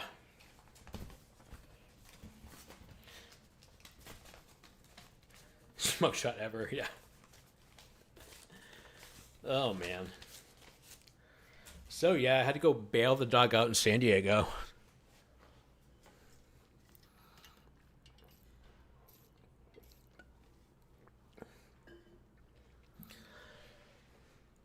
Oh man. That name thing's funny. I didn't even make that connection until who had asked me that. Who was it? I can't remember. Photoshop it, but he was behind bars.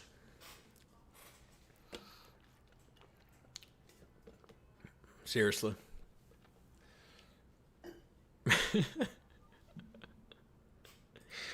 Oh man. $94.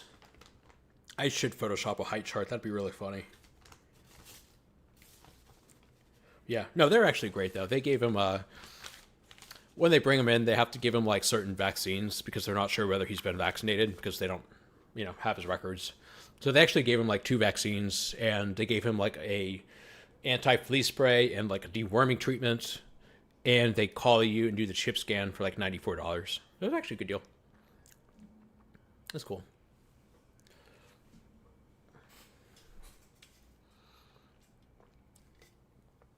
Yeah, it's actually funny. I was dating somebody else when I got him. So I had her as like my second contact on the chip. So they actually called my ex and told her that the dog was missing, and then she called me, and it was a really awkward conversation. She's like, "Hey, did you lose your dog?" I'm like, "That's an awfully specific question."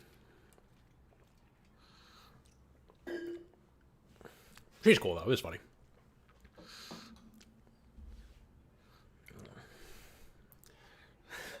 Like, your dog left you too, huh?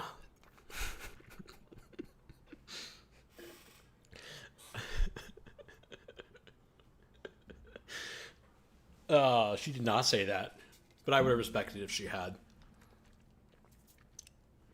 You see that meme of the guy sliding? I have not.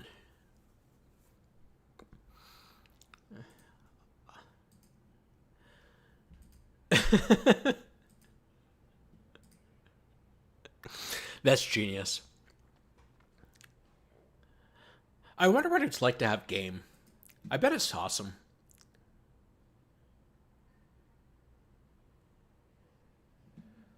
You know what meme I... Okay.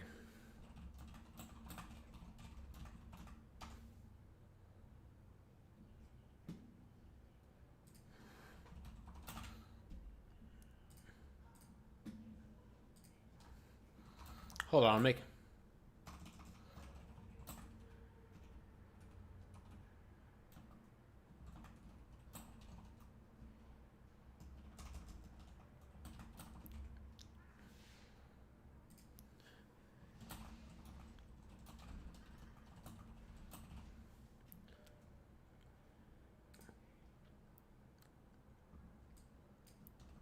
This is my attempt at having game right here.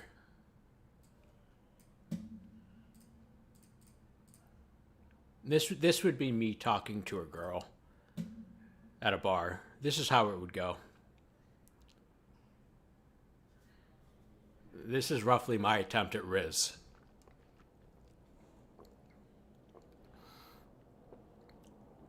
I try not to, but the conversation... I did just make that.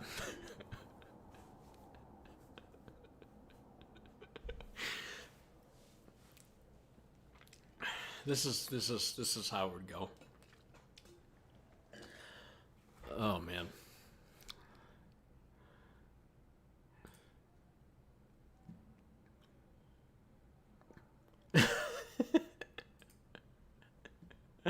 Okay, that's good, Cat. This is genius, really.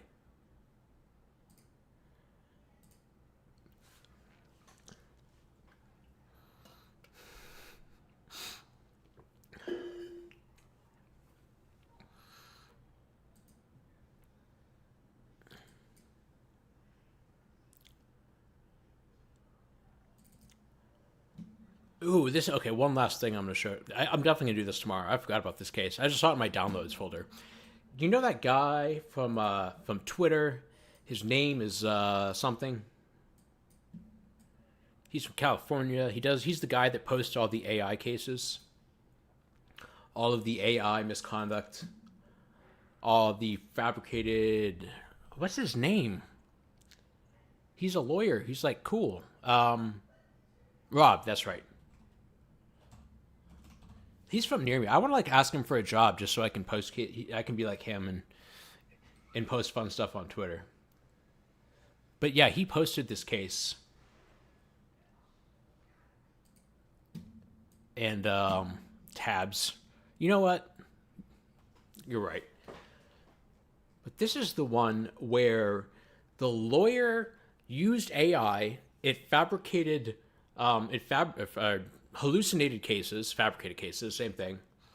And the excuse, I believe that's this one, was, the mother daughter. Yeah, exactly. The mother was the lawyer, and she said that she let her daughter, who is not a lawyer, write the motion, in that she didn't check the case before it was filed. This type... Yeah, I hate this. This is good. That's a good point, Matthew. It might be from Lexus. It might have changed the font.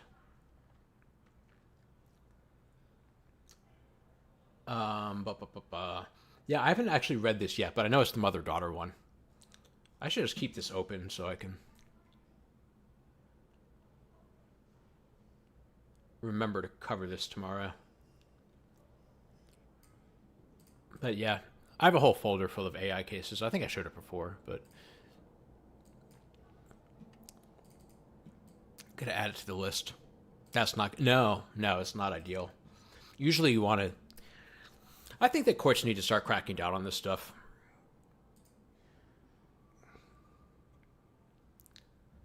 Just yeah. The punishments for these things are like so much less severe than like the same. If you did the same thing but without AI, I feel like the punishment would be more severe. If that makes sense. Like if you just made a brief and you just made up a bunch of cases and you like typed it up yourself, I feel like that would be punished more severely than if you just say like, oh, I used AI and it fabricated cases. Like the fact that it's AI just shouldn't really matter. Like not only are you're also like stealing from your client because you're acting like you're doing real work when you're not. And you're making up cases. Even if it's AI that's making up the cases, it's still like you that submits the brief. Okay, so upon review of the writ before us, we affirm the August judgment of trial court imposing sanctions. We order her to attend 3 hours of CLE training. 3 hours of CLE training? That's like... And she can use that as credit for her CLE requirements anyway. Like, that's not even a punishment.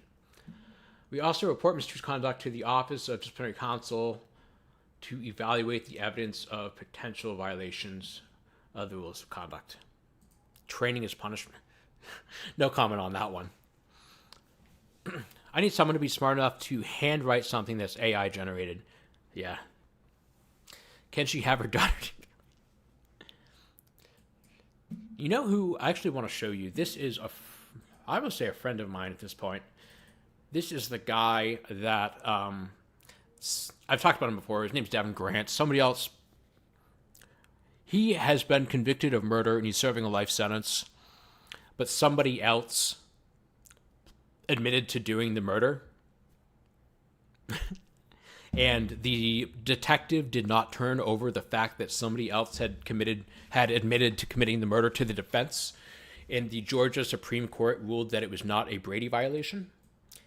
Even though it's like the Bradyest Brady to ever Brady. But he is, we've talked a few times.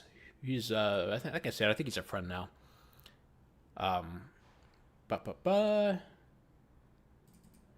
He has handwritten some briefs, and he is a better writer than the vast majority of lawyers.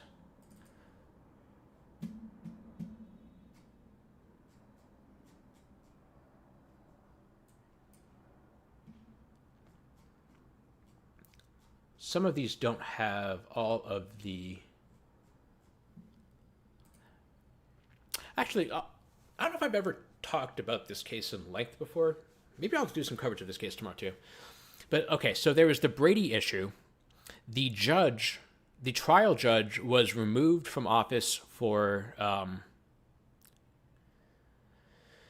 like 14 ethical violations. NPR, there's like a This American Life 2-part series on her misconduct, and she was removed from office shortly thereafter.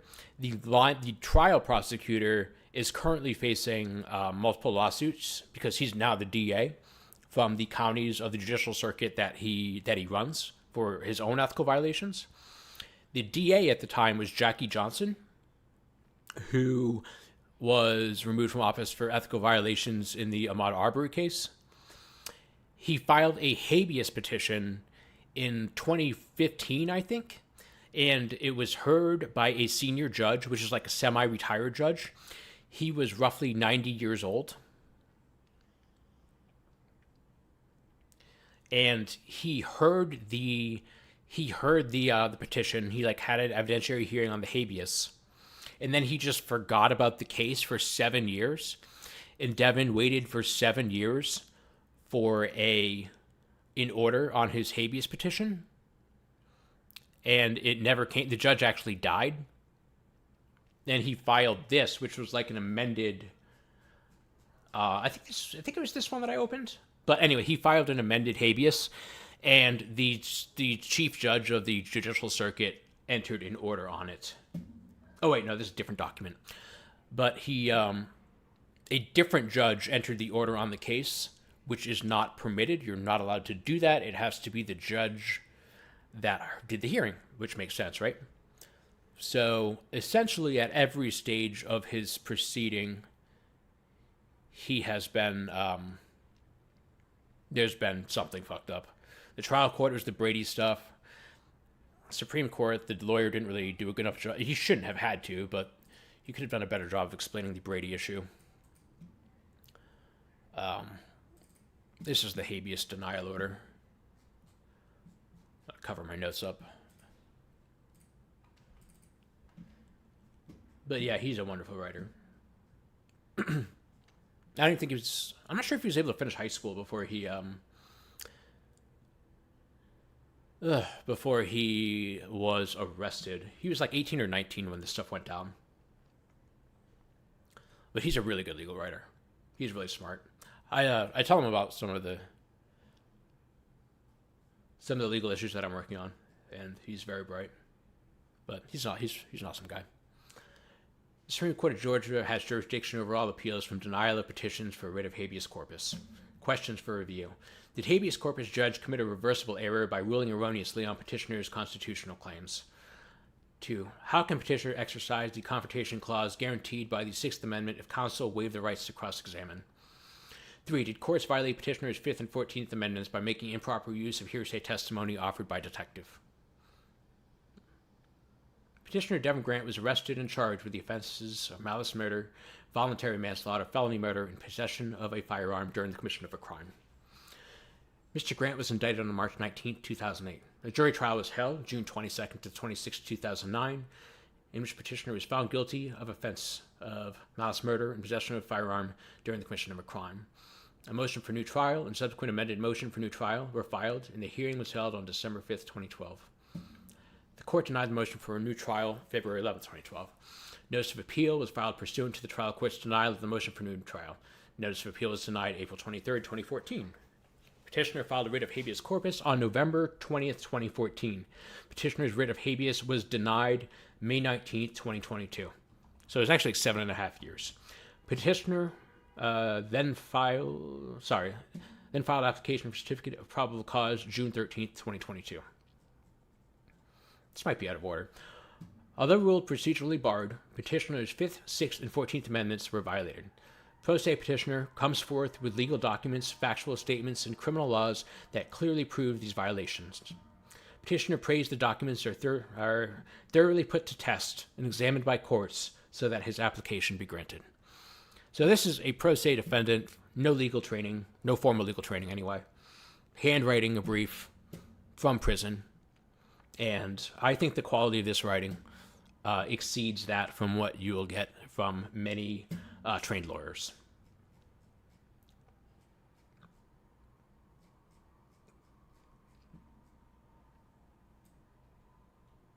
But yeah, I really like his writing.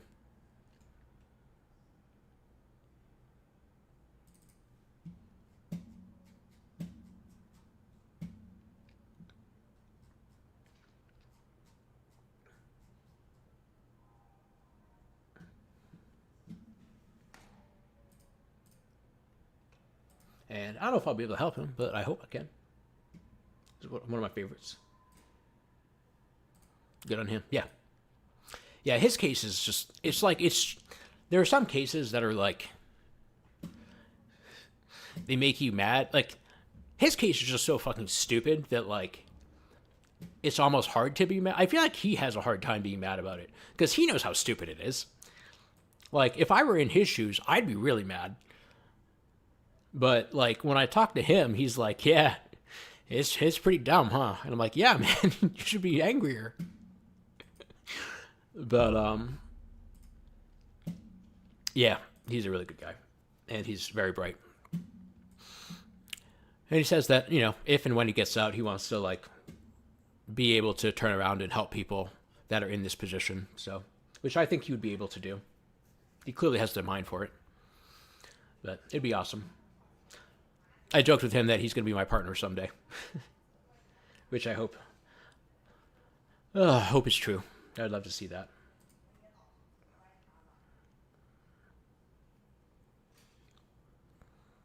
But he is from an incredibly rough neighborhood. And to, I don't know, to stay optimistic and to become the person that he is quite impressive. But, yeah. If you can't tell, I admire him a great deal.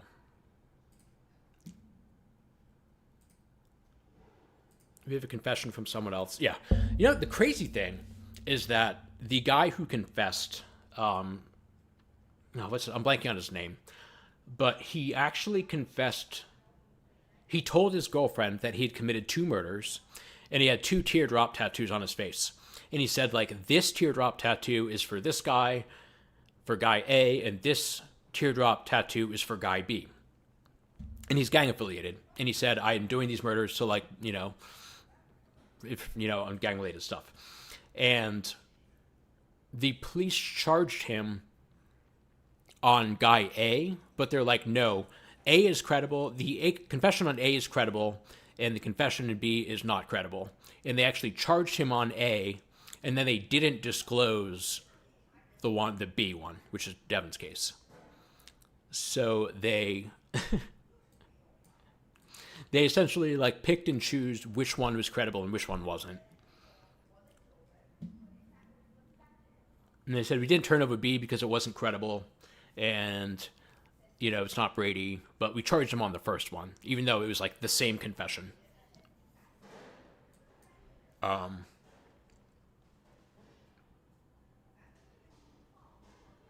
the guy who confessed was actually he was acquitted on the first one, but he did a jury trial and he was acquitted on the first one. And it was the same detective in both cases. It was completely unacceptable.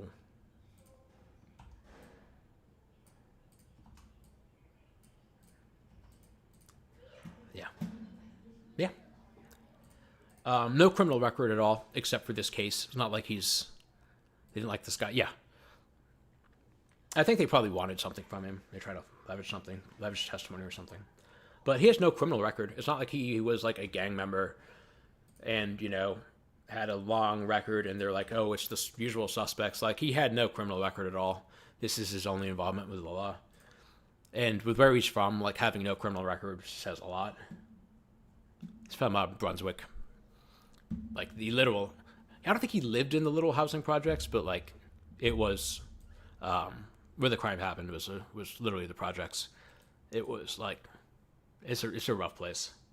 But never been in trouble. Whatsoever. This is the only thing. So, yeah, the challenge in this case is, like, I'm convinced that if we get in front of a judge and get to make an argument, we have a good chance of succeeding. It's just all about, like, procedural stuff. Like with the habeas, like, technically he's had a habeas, and you can't do the same thing again. Look at this fucking signature. That's so upsetting.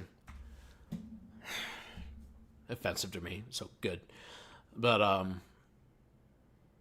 if we can get in front of a judge and have them hear the substance, I like our chances.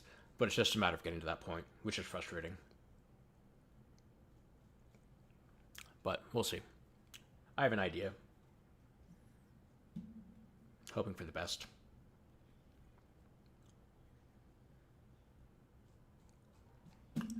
But, okay, I'm going to call it a day. I know I've said that like 3 times so far.